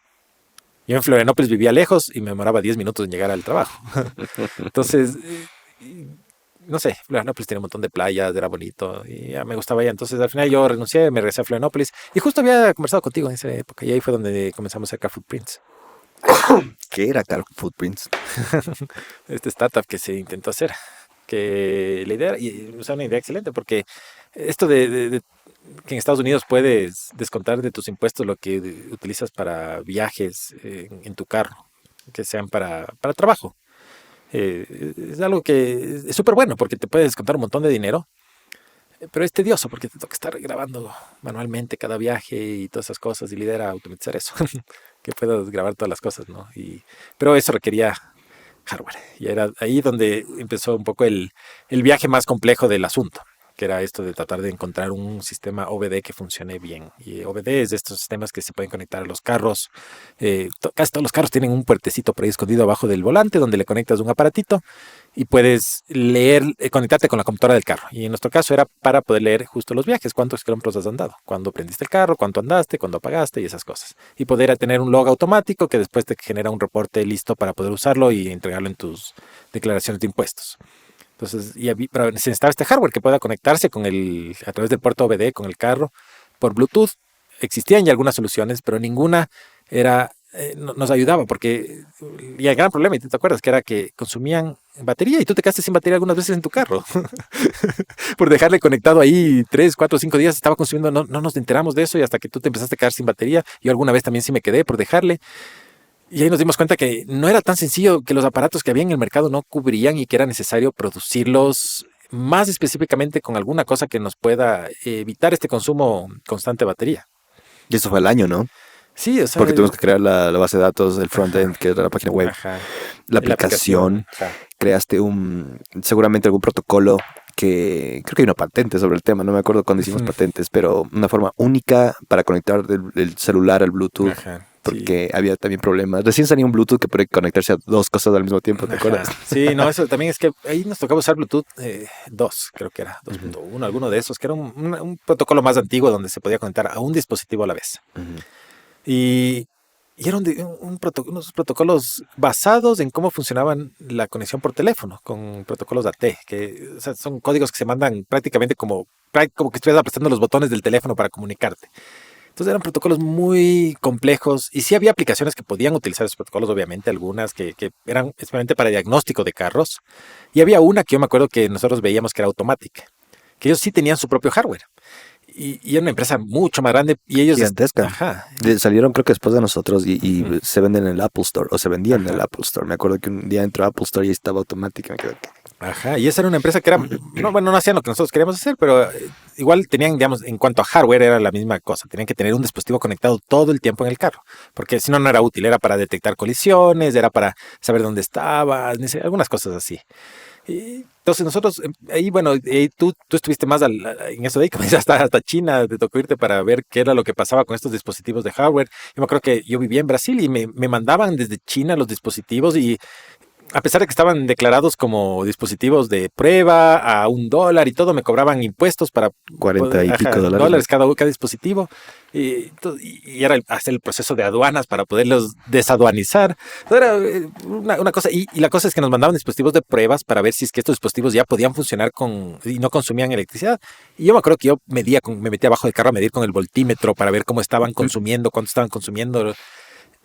Algún rato me tocó hasta cortar algún cable del carro para poder medir el amperaje, porque después ya me enteré que compré uno que era como un anillo que me ayudaba a medir más fácilmente, porque para poder medir, o había que cortar el cable y conectar dos, o había que usar estos anillos. Y el multímetro que yo tenía era el que tenía que cortarle. Entonces, toca hacer un montón de esas cosas para ver si es que funcionaba. Y ninguno de estos aparatos funcionaba. Nos mandaban los chinos, otro distinto. De nuevo era 3 meses, yo qué sé, hasta que manden, hasta poder desaduanizar y poder utilizarlo y todas las cosas. Y nada. Hasta que un día mandaron un dispositivo pero era algo novedoso en esa época, mandaron un dispositivo de Bluetooth 4. Dijeron, este ya va a funcionar, pero el problema fue que nosotros habíamos estado ya más de un año, creo, desarrollando con Bluetooth 2. Y en ese punto, si queríamos usar el de Bluetooth 4, nos tocaba rehacer todo ese protocolo, toda esa parte que era súper complicada y iba a tomar un montón de tiempo, solo para saber si es que tal vez esos nuevos dispositivos iban a funcionar. Entonces era un riesgo gigante, tal vez, o sea, en ese punto era bien difícil tratar de decidir si es que seguir o no. Claro, y ya no había capital, allá nos quedamos sin plata. La historia un poco es, me meto a unos cursos de noche, viví en Arizona en ese entonces para entender electrónica. Ajá. Y digo, bueno, y me enfrento a este tema de las deducciones de impuestos. Estaba estudiando el código de impuestos y esas cosas por bienes raíces. ¿Qué puedo deducir? Bueno, y esto, pero el contador me dice, ¿sabes qué? Pero necesitas entregar un log, un registro de los viajes que has hecho por negocio. Y yo digo, ¿pero quién hace eso? Dice, no, en realidad nadie hace, y cuando te hacen auditoría, todo el mundo cae por eso. Yo decía, bueno, debe ser un problema fácil porque voy a poner un GPS y un botón. Entonces con eso conecto a la cosa para prender cigarrillos. Todavía son nosotros. Paso el botón cuando esté de viaje. Pero bueno, de eso transformamos a OBD. Y ahí no me di cuenta de algo, y era que estábamos tacleando 3 monstruos al mismo tiempo. Uno es una página web, otro es hardware, que es otro animal completamente distinto, y el tercero es cuando empecé a hacer marketing. Porque claro, como tú entré al mundo y diciendo, bueno, ya tengo el producto y se vende solo. Marketing digital es otro animal. Sí, me acuerdo que grabando videos, tratando de ver los logotipos, colores, o sea, desde cosas parecen bien básicas. Y tú me enseñabas un montón, decía, pero bueno, necesitamos uniformidad en la marca. Y ahora como que es en serio, o sea, ya tenemos el .com, lancemos algo. Un montón, me enseñaste Trello. ¿Qué es eso? Para manejo de tareas. ¿Pero cómo se llama ese sistema? Es un sistema de manejo de tareas. Que utilizo hasta el día de hoy. Para poder hacer seguimiento de en qué estado están, qué es lo que has hecho, qué no has hecho. Yo no jamás en finanzas que me voy a imaginar eso. Claro, y cómo te comunicas con el equipo y todo ese tema. Una historia cortita es, llego, bueno, yo empiezo a vender el producto y empiezo a mover los contactos que tenía. Y un man me dice, vente a Ohio, no me acuerdo qué ciudad era. Me voy de noche, llego allá y dice, aquí está un Shark de Shark Tank original. Ya. Se llama Kevin Harrington. Kevin Harrington es famoso porque ha vendido más de $2.000 millones por infomerciales. Wow. Entonces, si has visto TV, y esas cosas que te venden el cuchillo, que así en televisión, él creó toda esa industria. Y yo de una, vamos, y voy allá. Y efectivamente, él dice, cuando tú haces una venta es porque estás hablando de una conversación que ya preexiste en la mente del usuario. Ajá. Le estoy presentando que este es el problema y esta es la solución. Y él se da la vuelta y me cae viendo y me dice, a mi esposa le pasó eso. Yo quiero ese Ajá. producto y ¿sabes qué? Podemos poner en todas las farmacias, allá se llaman CVS. Ujú. Vamos a iniciar con unas 4 o 5, veamos cómo se mueve el producto, pero necesito que sea menos de $20. Y yo dije, wow, pero Ajá. al mismo tiempo estaba contigo intentando solucionar este tema técnico Ajá. porque, claro, nosotros hicimos esta empresa y dijimos, compramos este producto y se acabó y continuamos con nuestro problema que es la página web y ventas. Ujú. Y resulta que el hardware no existía. Ajá. Pero no sé si te acuerdas, nosotros tuvimos otro intento de startup antes de hardware. Claro, De claro las, que de sí. las cocinas, la refrigeradora y tratar de hacer un sistema de pedidos en línea cuando ni siquiera había nada. Ahora Amazon hace eso todo. Ajá. Ajá. Y te acuerdas, compramos un hardware Sí. y le hackeamos para que esté en la refrigeradora y Ajá. decir, esta es mi lista de compras Ajá. y hacer las Sí, compras. o que si te daba hambre y te salga ahí Pizza Hut y puedas de una vez pedir directamente Pizza Hut cuando no había ni tablets, porque lo que nos tocó comprar era creo que un juguete. Fue un juguete con una pantalla Ajá. interactiva que tuvimos que hackear. Sí. O sea, sí Ajá. tenemos buenas ideas, no tenemos tal vez la fuerza económica para sacar las ideas. No, yo creo que o sea, yo nunca tuve experiencia con hardware, Ujú. realmente. Bueno, en la universidad hice mucha robótica y cosas así, pero yo creo que sí es algo que yo no soy ingeniero, yo soy de sistemas. O sea, cuando estudié fue más la parte de software, que es la que mejor entiendo. Yo hardware nunca he tenido esa. Yo creo que tal vez sí nos hizo falta en estos equipos alguien que tenga ese perfil de hardware puro, que pueda hacer las cosas de hardware, que pueda soldar, desoldar, que pueda armar y que tenga esa capacidad. Te digo que lo buscamos. O sea, Sí. sí busqué esa persona y ese puesto. Creo que encontramos uno. Ujú. Pero claro, él había salido de... ¿cómo se llama la empresa de celulares? Nokia. Nokia. Wow. Claro, entonces empezamos a hablar las primeras y ya le entrevistaba a él para que entre al equipo. Y me decía, sí, pero bueno, primero tenemos que escanear con rayos de X todos los chips. Y yo era como que, ok, eso está más de nuestro presupuesto, pero de largo, solo eso. Sí. Peor tu salario. Ajá. Porque claro, tenía que entrar con participaciones. Ajá. Y te cuento una historia que nunca te he contado. Me voy a China, en Año Nuevo Ajá. chino. Mi hermano vivía ahí, entonces Ajá. dije, voy a ver las fábricas porque nos siguen mandando pendejadas, idioteces Ajá. que no nos sirven. Dicen que es algo, Ajá. pero no es eso. Entonces voy a ir a la fábrica y decir, ¿se puede o no se puede? Ujú. Viajo en Año Nuevo, que ha sido Año Nuevo chino, ha sido, para los que no conocen China, es otro mundo. Es como Ujú. aterrizar en Marte. Y Año Nuevo chino, el dios del dinero, efectivamente creo que era enero 9, algo así. Tienen la convicción, estoy en Shanghai, primera vez de mi vida, que entre más ruido y petardos prendas, más suerte vas a tener con el dinero. Wow. Te imaginarás que esa sí es una guerra. Es una guerra. Tengo un video donde mi hermano me sube una motoneta porque me recibe y me dice, mira, tenemos una fiesta de Año Nuevo con la gente que trabaja conmigo, vente. Y yo en ese entonces estaba casado y mi esposa en la otra motoneta. Y tengo un video donde literalmente mi hermano está manejando a través de fuegos artificiales en la calle y parece guerra. ¡Tum! ¡Pa! ¡Pa! ¡Pa! Y toda la noche no dormí. Uf. Llego y eran de Polonia y toman duro. Hola, ¿qué tal? Bienvenido. Yo estoy con jet lag de 12, 13 horas. Estoy muerto. Estoy como, qué Ajá. bueno. Y tengo en 2 horas o en 3 horas llamada con Kevin Harrington Ya. porque estábamos vendiendo la empresa. Hasta entonces ya había traído a un señor que se llama Victor Menage, que es quien diseñaba los chips para Nokia. Pero no, él estaba no quiero decir, ¿quiénes hacen los chips? No sé, Intel o Intel, creo que estaba con, AMD o. creo que era Intel en ese entonces, pero el man era Ajá. duro. Entonces entraba yo con Victor Menage a esta llamada, él trabajaba con nosotros para hablar con Kevin Harrington y tener fondeo. Tengo llamada en 3 horas y estos polacos me están metiendo alcohol. Oh, no. Toma, he venido, no sé qué. Yo jet lag 14 horas, dormí 2 y me levanto para y todo está explotando dormido. Ajá. Uy. Tengo una llamada y llamo a Víctor y digo, Víctor, ¿sabes qué? No puedo con la llamada, estoy demasiado cansado. Voy a decir hola, o mejor toma tú la llamada. Y él me dice, no, tienes que, al menos tú que eres el fundador, tienes que aparecer. Ujú. Yo, está bien, buenísimo, pero si puedes evitarme hablar de una, por favor. Y dice, ya, bueno, va a ser lo posible. Y este señor está en 70 ahorita, o sea, es 30 años mayor a nosotros. Ajá. llego, hola, ¿qué tal? El Shark ahí de Shark Tank. Sí, ¿qué tal? Bueno, que acabamos de hablar hoy de este. Sí, por favor. Y te paso a Víctor. Y Víctor manejó todo. Ya. Y ahora, gracias Dios, porque yo ya me moría en vida y al día No. siguiente salía al centro de China en un auto A la fábrica. a 3 fábricas A distintas, tres, que ya. es porque pasamos como 3 meses entrevistando fábricas. Vuelo, no me acuerdo a qué ciudad es de la de tecnología. Creo que era Shenzhen, Ya. ya. Y yo estaba en Banstaria.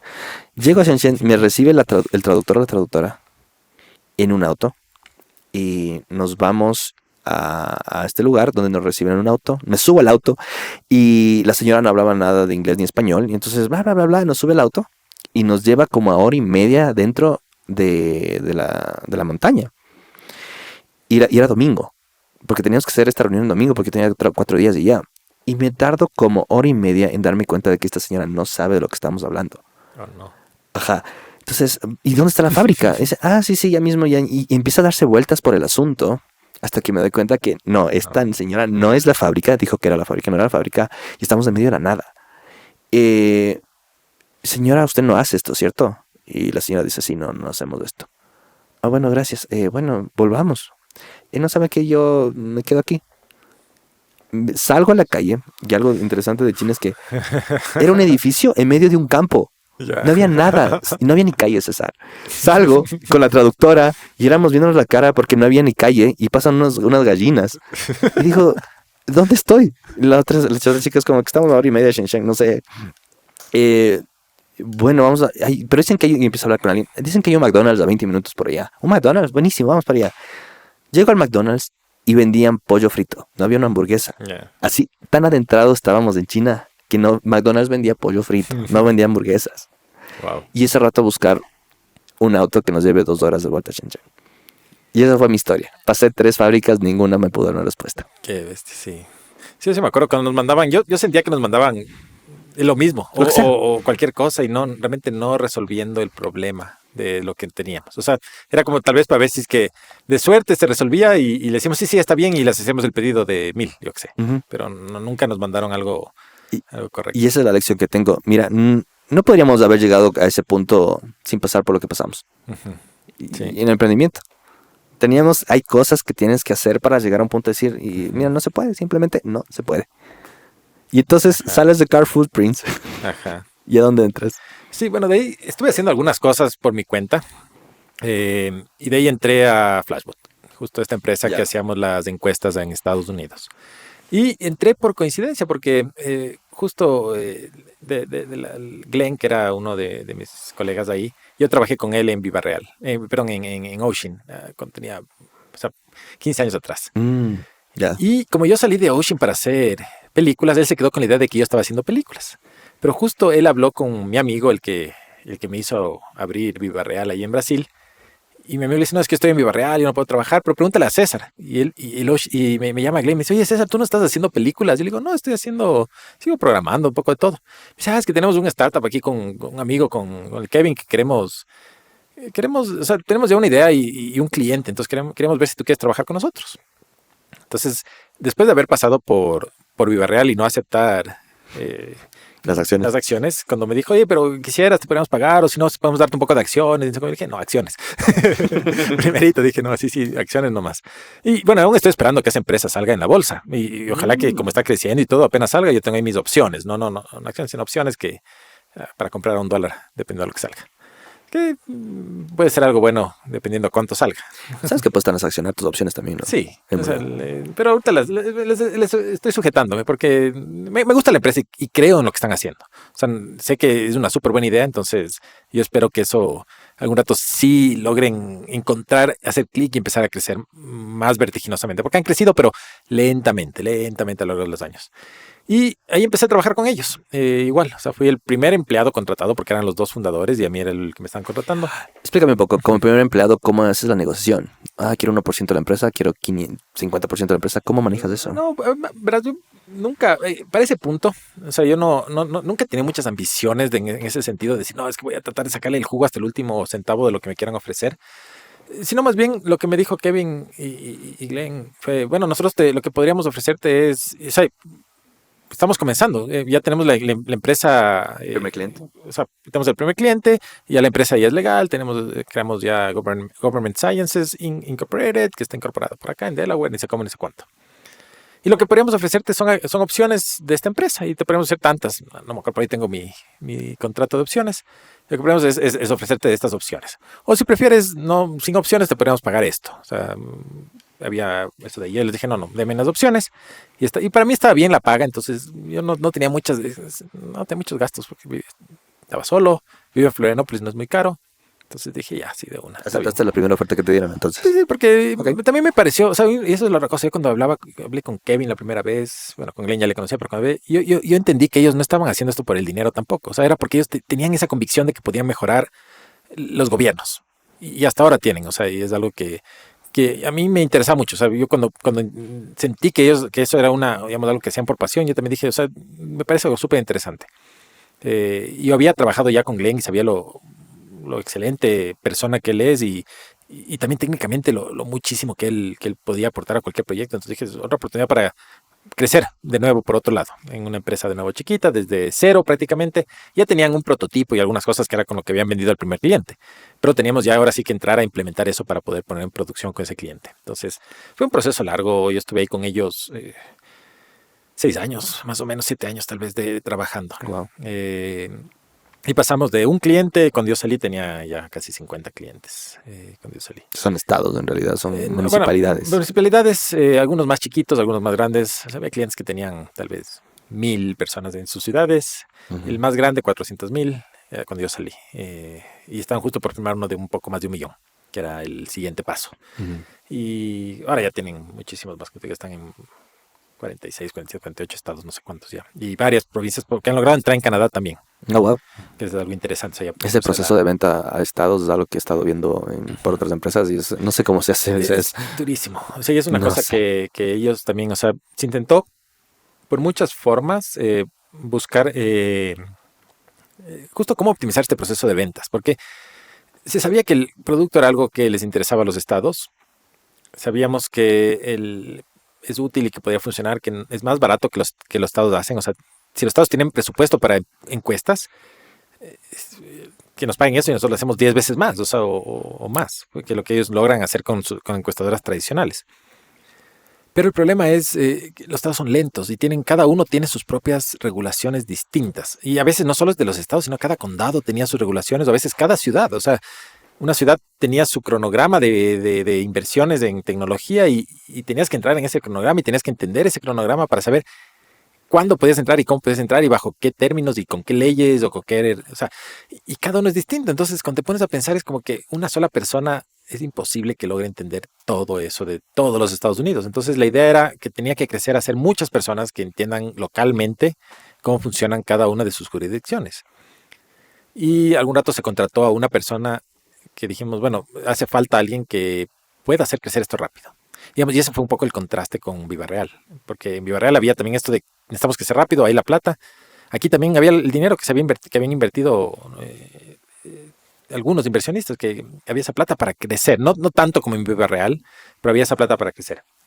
Y aquí se contrató una persona que tenía que crear este proceso de ventas, proceso de contratación de los vendedores y toda esta maquinaria de crecimiento. Pero creo que ahí tuvimos mala suerte en la empresa, porque la persona que contratamos no logró hacer eso.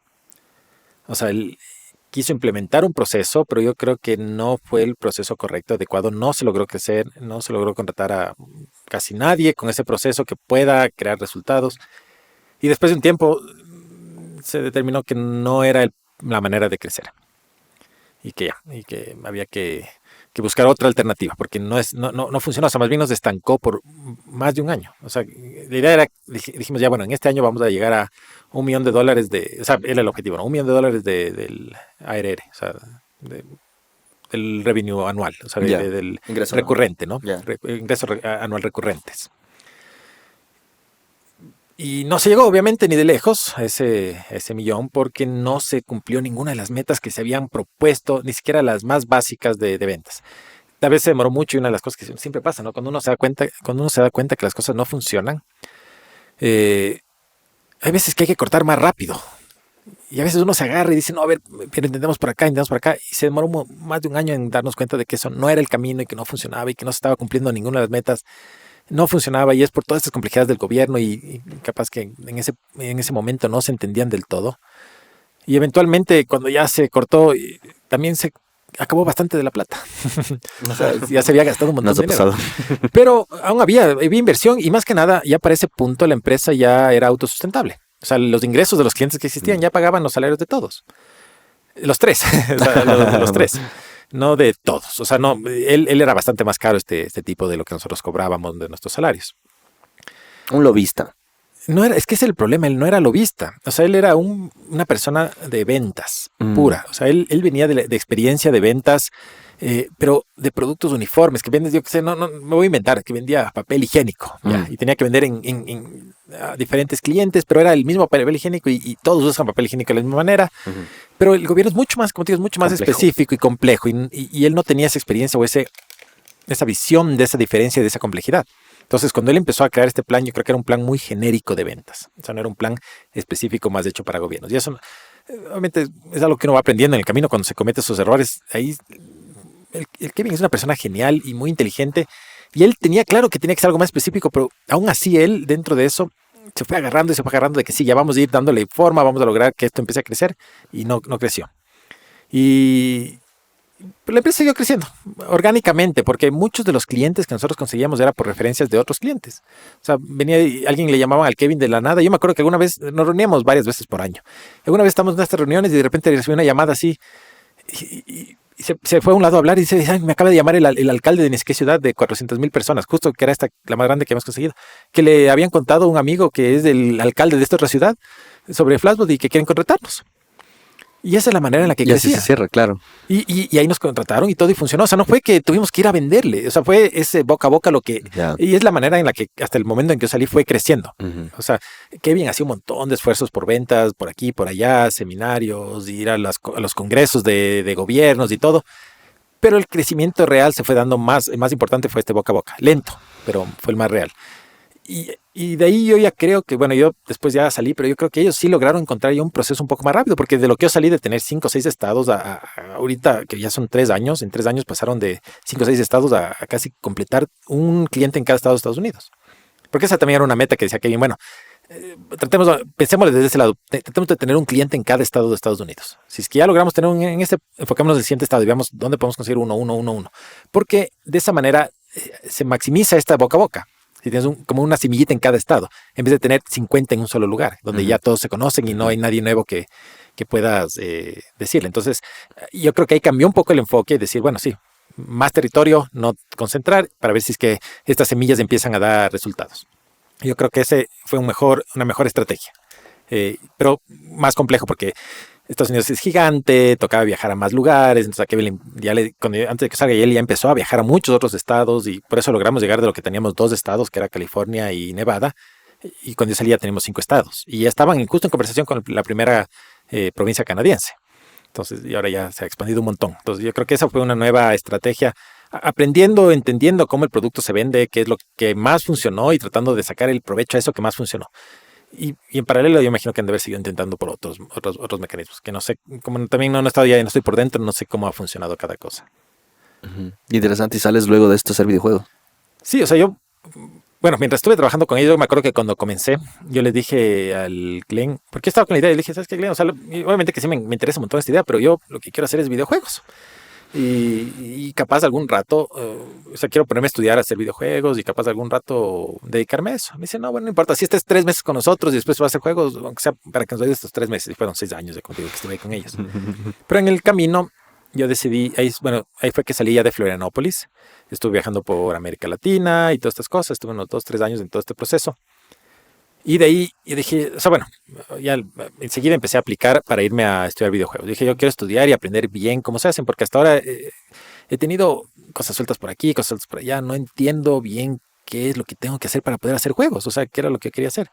Apliqué a un montón de universidades en Estados Unidos, pero son caras. Y yo decía, no me quiero gastar tanta plata en estas universidades. O sea, estaba buscando becas, estaba buscando algo un poco más asequible. Dije, mejor, no había ido nunca a Europa. Y dije, voy a aplicar por Europa.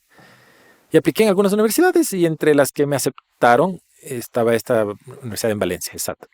Que ahorita es la mejor universidad de videojuegos de España y la segunda o tercera de Europa. Entonces una universidad súper buena de videojuegos. Y dije, ya, son 3 años, el precio está razonable, eh, me voy. Y me fui a España. Mientras seguía trabajando con Flashbot a medio tiempo. Trabajaba a medio tiempo con Flashbot y de ahí estudiaba. Acabé de estudiar allá y empecé a aplicar a estudios de videojuegos. Y es una industria bien, muy, muy, muy dura, porque hay mucha competencia. Al menos cuando yo empecé, ya empezó a entrar en una decaída. Y COVID logró darle un rebote, pero medio falso, porque rebotó y de ahí como que continuó en la decaída. Yo empecé a aplicar en el 2019 a algunas empresas, me aceptaron y ofrecían salarios, pero muy malos. ¿Por qué cae la industria del videojuego? ¿Redes sociales? No, es porque cada vez cuestan más. Hacer cuesta Entonces, más. porque hubo un trend y tal vez es marketing, no sé, que los videojuegos que se ven más realistas, o sea, y eso empezó tal vez desde 2016-17 para acá, más realistas son mejores. Cuando no necesariamente, o sea, no es porque un juego se vea mejor, es un mejor juego. Ok. O sea, hay un montón de otros factores que hacen un juego mejor que solo cómo se ven, pero hacer juegos que se vean mejor es más caro. Entonces, las empresas grandes de juegos empezaron a invertir mucho dinero en hacer que los juegos se vean mejor. O sea, yo creo que es mi apreciación, ¿no? Y un poco de lo que he leído. Y eso causó que haya una inflación en los costos de producción de juegos. Y que medio se disfrazó por COVID, porque cuando llegó el COVID, la pandemia, la gente no tenía mucho que hacer y compró más juegos. Entonces, yo creo que se creyó de que, está funcionando esto, la gente está comprando más juegos porque estamos haciendo juegos que se ven mejor. Pero fue algo medio falso, porque eso ya empezó de nuevo, o sea, venía como en bajada, los estudios empezaron a invertir más para que sea mejor, con la idea de que subió por COVID, pero después siguió de bajada. Y no fue necesariamente lo mejor. Entonces, tal vez en el 2019-2020 fue un momento de un mini boom que hubo en los videojuegos, 2021 ya no tanto. Y yo logré entrar ahí justo que me contraten, porque era un momento en que estaban contratando mucha gente. Pero contrataban con unos salarios muy malos, especialmente en Europa. Yo estaba en Europa y dije, voy a ver si consigo por acá un trabajo. ¿En Valencia? En España los salarios eran muy, muy, muy, muy bajos. O sea, a mí me querían contratar como junior. Y yo decía, para eso mejor trabajo en Flashbot, continúo trabajando y hago más bien en mi tiempo libre cosas de videojuegos, en vez de bajar mi salario y trabajar en algo de videojuegos. Tuve algunas propuestas interesantes de trabajar no en Escocia, pero en Inglaterra, en Finlandia también. Wow. Pero, por ejemplo, y solo para darte números, ¿no? A mí me ofrecían en Finlandia 35,000 euros al año. Ya. ¿Ya? Pero ahí me retenían 30% de impuestos. Ya. 30-35%. Y eso me dejaba 20 y pocos miles de euros al año para vivir. Alquilar un lugar me costaba más de 1,000 euros al mes. Entonces, solo en alquilar ya se me iba 12,000, 15,000 y me sobraban menos de 10,000 para comer al año. Y Finlandia es caro. O sea, tal vez viviendo ahí, teniendo un lugar ya tuyo y eso, un salario así suficiente. Tal vez puedes vivir con un salario así, pero yo como extranjero, teniendo que alquilar, teniendo que gastar un montón más de dinero que lo que gastaría un local, no era viable. Era algo como para... Y peor pensando, no sé, o sea, me hubiera tocado quedarme ahí, viajar a otros lugares, hubiera sido muy difícil. Entonces, por ejemplo, o sea, no, otro que también y no era medio parecido. En Bélgica también tuve una oferta, en Bélgica igual, más o menos 30 y pocos miles de euros al año. En España eran menos que eso, las ofertas. Y dije, no, mejor voy a empezar a buscar otros lugares, de Estados Unidos, Canadá. Y justo regresé aquí a Ecuador de vacaciones, yo dije. Y ahí ya me enamoré. y dije, bueno, porque mi idea era volver a acabar de hacer, yo tenía que hacer una maestría ya de videojuegos. Dije, voy a hacer la maestría porque hice como un diplomado y tenía que hacer la maestría un año más. Me recuerdo que te fui a visitar a Valencia. Ajá. Me pusiste por primera vez uno de esos headsets de realidad virtual. Ah, sí. Y me mostraste el juego que estabas haciendo. Y por primera vez en mi vida entendí que me perdí en una simulación. Ajá. Me olvidé que era yo. Yo estaba jugando ese juego y era un robot, y hasta que me sacaste el casco y me quedé como, no soy yo. Increíble, o sea, una experiencia inmersiva que ahí me quedé, wow, sí, vivo en el Matrix, qué locura. Ajá. Sí, no, o sea, y eso es lo que hace un poquito los videojuegos, ¿no? Y bueno, a la larga vine para acá y me enamoré. Yo seguía aplicando, ¿no? A cosas. Y llegó la pandemia. Y yo creo que fue como un poco, como digo, el destino, ¿no? Porque si yo me hubiera vuelto a Valencia, porque me tocaba acabar mi maestría en Inglaterra, en realidad, el año adicional era allá. Me hubiera tocado llegar a encerrarme allá, porque era enero donde yo, o sea, tenía que estar allá a finales de enero, febrero. Hubiera llegado allá, hubiera estado un mes, encerrado. Pero más bien me encerré aquí y enseguida, como llegó la pandemia, justo se abrieron un montón de estos que te digo, puestos de trabajo. Canadá abrió un montón de espacio para contratar a gente extranjera y entre eso ahí recibí algunas ofertas de trabajo en Canadá. Y la diferencia es gigante con lo que ofrecen en Europa. Y acepté y me puse a trabajar en eso. Ahí dejé Flashbot y desde ahí hasta ahora he estado trabajando con Gameloft. Haciendo el juego de Disney. Ajá. Ok. Y ahora estás haciendo tu propia empresa de juegos. Sí, bueno, justo en ese proceso, cuando vine para acá, yo también me puse, dije, bueno, no me contratan aún en ninguna empresa de ningún lado. O sea, o me has dicho, no he tenido hasta ahorita una oferta que me llame la atención, que diga, sí, esto es lo que quiero hacer. Y me puse en empresa con unos amigos aquí en Ecuador. Dije, vamos a hacer juegos aquí, voy a tratar desde aquí a hacer juegos. Ahora ya tengo un mejor conocimiento porque he estado estudiando, ya tengo una idea de qué es el mercado de los videojuegos. Y logramos aquí empezar a hacer juegos serios y advert games, que son, los juegos serios son juegos, por ejemplo, de entrenamiento. Entonces, te pongo un ejemplo de una de las cosas que hicimos, fue un juego de realidad virtual donde tenías que aprender cómo usar un extintor de incendios. Entonces salían varios extintores y tenías que saber cuál usar para qué casos, y tienes que aprender las rutas de evacuación de la empresa y saberte el mapa, pero todo eso dentro de la realidad virtual. Entonces, en vez de tener que pagar a una empresa que te haga los simulacros de incendios y que te gastes en extintores y tengas que pagar tu producción de la empresa un día entero para poder hacer este simulacro con todos tus empleados, le vas poniendo uno por uno y no paras la producción y te sale bastante más barato y cumples con los requisitos del cuerpo de bomberos del municipio. Wow. Esa era la idea. Muy bien. Y logramos vender a una sola empresa eso de ahí, pero bueno, digamos, empezamos a hacer cosas como esas y también advert games, que son cosas como juegos publicitarios. Entonces hacíamos juegos para ponerlos en centros comerciales, en sitios web, que querían para hacer, digamos, activaciones que se llaman de marketing. Y logramos ya tener como una empresa que empezaba a funcionar haciendo videojuegos. Pero no te hace que hiciste primero las ventas, no el juego, ¿cierto? Sí, vendíamos antes de hacer los juegos. O sea, nosotros esa es la forma de hacerlo. Contactamos con las empresas, oigan, ¿necesitan esto? Sí, bueno, a veces nos pedían como algún prototipo, cosas así, mostrábamos cosas que teníamos hechas o que yo ya había hecho. Y de los proyectos más grandes que hicimos fue con Brasil, porque como viví tanto tiempo en Brasil, los contactos y todo, por ahí alguien justo le dije, sí, estoy haciendo juegos, nos contactaron. Y logramos hacer para una empresa grande unos juegos, era un sistema para una conferencia virtual donde había video en vivo, como casi 20 minijuegos que podías jugar, algunos contra otros jugadores, entonces sí estuvo, digamos, interesante, crecimos. Pero bueno, lo que traigo a colación es que, porque creo que lo que he aprendido con los años es que si quieres hacer una startup, primero tienes que vender una idea y luego ponerte a hacer ese tema. Si no, podemos pasar años haciendo un producto que nadie quiere. Exacto. Y es una de las cosas que estoy tratando de hacer con el juego que estamos haciendo ahora con este estudio local. Entonces, un poco aprendiendo y todo, hace un poco más de un año yo empecé a hacer un diplomado de producción de videojuegos para entender un poco más del mercado, cómo crear un producto que pueda entrar en el mercado. Y una de las cosas que me he dado cuenta es que antes era más fácil. Antes tú, por ejemplo, querías hacer una película, escribías un buen guión, ibas a Warner y te decías, mire, tengo este guión súper bueno, tome $100 millones, haga su película. No, sí, casi, ¿no? Sí, tenías los contactos. Y todo, pero se podían vender proyectos con un guión. O sea, no necesitabas tener nada más que un guión y hacer un proyecto. Y en videojuegos era muy parecido. Tú tenías una buena idea de un videojuego, ibas donde un publisher y capaz estaba el dinero para hacer el juego. Sí, podías probar que podías hacerlo, obviamente. O sea, por historial, por mostrar cosas. Pero ahora ya no es tan fácil. O sea, ahora ya los publishers y toda esta gente lo que requieren es un poco prueba de engagement. O sea, de que tu juego va a pegar. Y para eso necesitas tener una comunidad. Exactamente lo que te iba a mencionar. Hoy en día creo que hemos transformado, y ahora veo que es en muchas industrias, no solo en productos de información. Necesitas una comunidad primero, y de la comunidad sale el emprendimiento. Exacto. Y para crear, el problema es que en los videojuegos, para crear una comunidad necesitas tener un producto que pueda la comunidad empezar a consumir de alguna manera. O sea, si sea solo en idea, ¿no? O sea, la idea del producto, ya sea, por ejemplo, un Kickstarter, ¿no es cierto? Donde tú muestras una idea de un producto y la gente empieza a poner dinero y decir, sí, yo quiero que esto salga.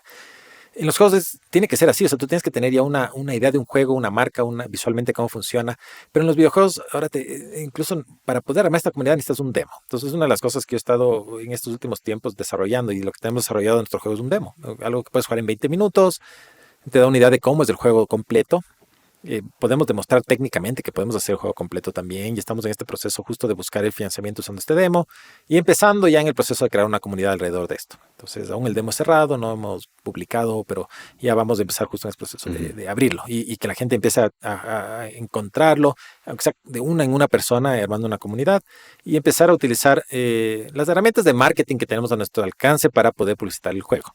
Entre esas hay festivales de videojuegos, hay las ferias de videojuegos y nosotros ya hemos ido a 2, que es GDC y Gamescom Latinoamérica y yo espero poder ir en agosto a Gamescom en Alemania.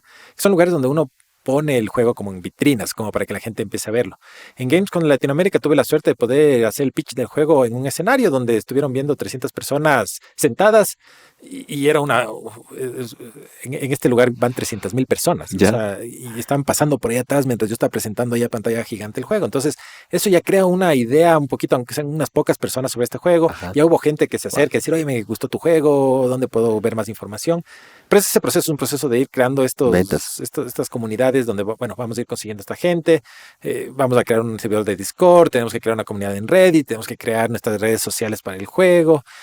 Y como somos poquitos en el estudio, también ayuda un montón en eso. Estamos buscando cómo apoyarnos con inteligencia artificial para un montón de estas cosas. Porque, por ejemplo, hay trends. Yo qué sé, el trend me voy a inventar, no sé, de la moneda. Que no sé qué será eso.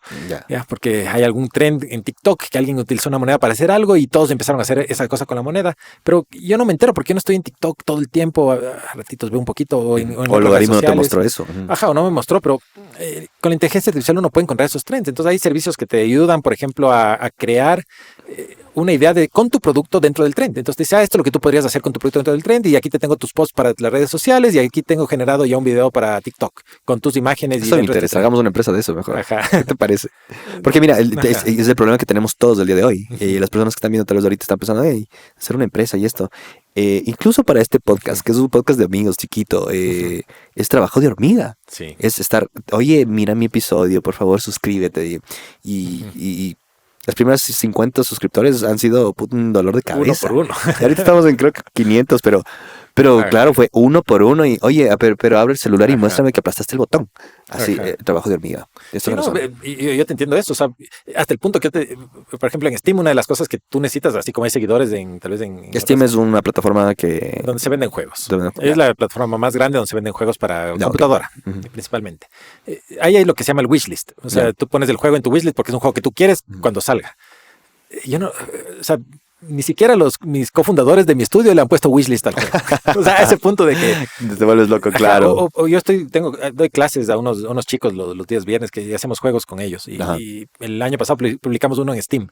Eran 7 chicos y el juego tiene 5 wishlists. O sea, ni siquiera ellos que hicieron su propio juego. Y de esos 5 wishlists uno es mío. O sea, es algo trabajo que hormiga, estar ahí encima y todo.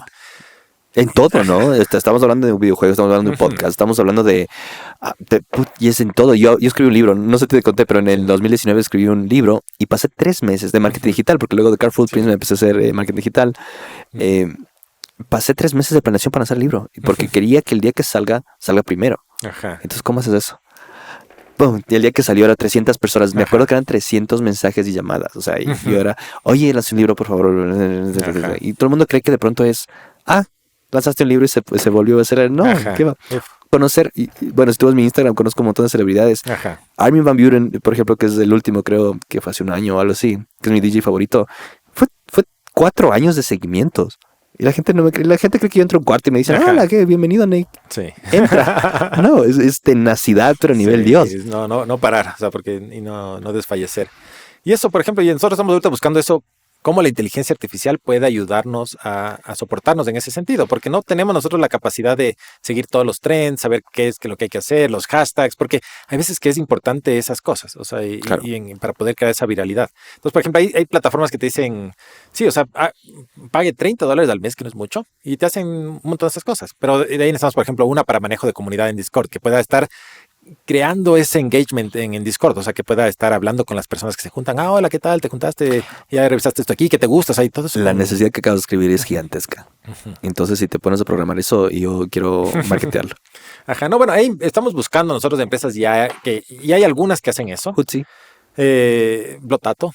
Plotato también tengo. Ajá, También conoces Plotato, qué bien. es el que hemos estado viendo recientemente. Estamos haciendo automatizaciones con Javi también en Plotato. Make.com. Make N8N, sí te entiendo. Sí. O sea, Entonces, si podemos facilitar eso para más personas, nos es vamos a forrar. Es algo que hace falta en estos. Digamos, nosotros estamos viendo esto para los videojuegos, obviamente, más específicamente cómo podemos utilizar estas plataformas para eso. Entonces, estamos buscando de qué manera usarlas para poder crear este engagement en el juego que queremos sacar. Y yo creo que el juego que tenemos es un juego interesante. Toda la gente que hemos mostrado le ha gustado. Quedó finalista justo en este concurso de pitch en Gamescom Latinoamérica. Y ha tenido como algunas validaciones a lo largo del tiempo de que es un juego que sí puede tener un mercado. Nosotros también hemos hecho un análisis del mercado. Hay muchos sitios web donde puedes hacer análisis de los videojuegos. Dentro del mercado de los videojuegos, o sea, ¿qué géneros? Pues, por ejemplo, te digo, géneros de single player de detectives lanzados en los últimos 3 años, y dentro de eso vemos los subgéneros, y nosotros empezamos a buscar un poquito. O sea, yo hice un análisis y vi que dentro de este subgénero, o sea, dentro del género de detectives, los géneros narrativos y de horror son un nicho que gana 5 veces más y hay 5 veces menos juegos. Entonces, si voy a hacer un juego de detectives, que tiene que tener los tonos de horror y narrativos para que tratemos de entrar en este nicho donde va a ser 5 veces más fácil venderlo, y probablemente, eso porque hay 5 veces menos juegos, y probablemente podamos hacer 5 veces más dinero en promedio. Entonces, digamos, todos esos análisis son cosas que hemos estado haciendo para poder encontrar el cómo marketear este juego, cómo encontrar esa audiencia más específica para poder empezar a crear esta comunidad alrededor de esa audiencia. Saber, una de las cosas que estamos haciendo ahora o que yo también estoy intentando, es encontrar qué sitios web visitarían nuestros posibles jugadores, por ejemplo, para saber qué tipo de contenido están consumiendo, o a quiénes siguen en TikTok, a quiénes siguen en Instagram, en Facebook, en YouTube, a quiénes están suscritos. Y eso, la inteligencia artificial es súper útil porque puede procesar muchos datos más. O sea, y hay estas plataformas que tienen un poco esa información de qué es de cuáles son estos trends, y poder empezar a filtrar. Pero es eso, o sea, es estar ahí buscando y tratando de meterse más adentro y más adentro hasta encontrar ese espacio donde está exactamente lo que uno busca. Es decir, sí, estos son los streamers que son los más críticos, de estos de aquí, las páginas web, ni sé cómo, ni sé cuánto, para poder encontrar el contenido que les interesa y ver cómo llegarles. Incluso si es que en algún momento hay que hacer publicidad. Por ejemplo, una idea que teníamos y que nos parecía interesante es, ya sabiendo estos streamers, ponerles en el juego. Y después decirle, oye, mandarles un email, oye, Markiplier, yo qué sé, tal vez no, pero ¿sabes qué? Yo creo que tú eres el asesino en nuestro juego, mira. Y ponerle que él pueda entrar en el juego, poner un cheat code y que él sea el asesino del juego. Okay. Cosa que... Y especialmente yo creo que esto funcionaría más con streamers un poco más pequeños, donde pueden como decir, miren, alguien me puso de asesino en el juego. Más personalizado. Y de esa manera ellos tienen como una historia para contar a sus seguidores. De él, o sea, que es como, soy importante, alguien me puso en su juego. Uh-huh. Entonces, digamos, buscar ese tipo de estrategias que nos ayuden a llegar más fácilmente a estas personas, que nos pueden ayudar a expandir más la visualización, hacerle más visible. O sea, estás ahorita más con el... Claro, y es eventualmente lo que me tocó a mí, luego de Carrefour, es ponerse la gorra de marketero digital. Ajá, y entender en los videojuegos cómo funciona. Y en tu mercado, y en tu nicho, y en esas cosas, ajá. Y el trabajo de hormiga. César, ¿qué harías si vuelves 10, 20 años atrás? ¿Qué haría si vuelvo 10, 20 años? Y te puedo hablar a ti mismo. No sé, creo que he aprendido muchísimas cosas en estos últimos 10, 20 años que no hubiera aprendido capaz si es que no me hubiera equivocado en tantas cosas. Entonces, o sea, en ese sentido, no creo que volvería a decirme, oye, no te equivoques en esto, porque el aprendizaje no sería igual. Pero una cosa que tal vez sí pensaría en decirme es esto de meterme más de fondo en el mundo de los videojuegos. Yo creo que hace 10, 20 años lo tomé muy superficialmente porque creí que era más fácil. O sea, tal vez decirme, ¿sabes qué? No es tan fácil como crees. O sea, hay más complejidad detrás de las cosas que tal vez me hubiera hecho pensar un poco más y decir, a ver, ¿qué más hay detrás? Y tratar de buscar otros caminos por donde llegar a donde tal vez estoy ahora. Igual, obviamente ahorita hay un montón de cosas que desconozco y que probablemente aquí en 10 años voy a decir, chuta, ¿por qué no pensé eso hace 10 años? Pero es parte de ese aprendizaje, yo creo, ¿no? El no saber, el equivocarse, chuta, bueno, próxima vez un poco mejor. Gracias, César, y ha sido un gustazo volverte a ver. No, a ti también, Ney, y gracias por invitarme. Hasta una próxima ocasión, y aprendí un montón, recordado muchas cosas, y ahora pensando en hacer otra empresa, me has hecho pensar. Gracias, César, hasta luego, gracias, Javi.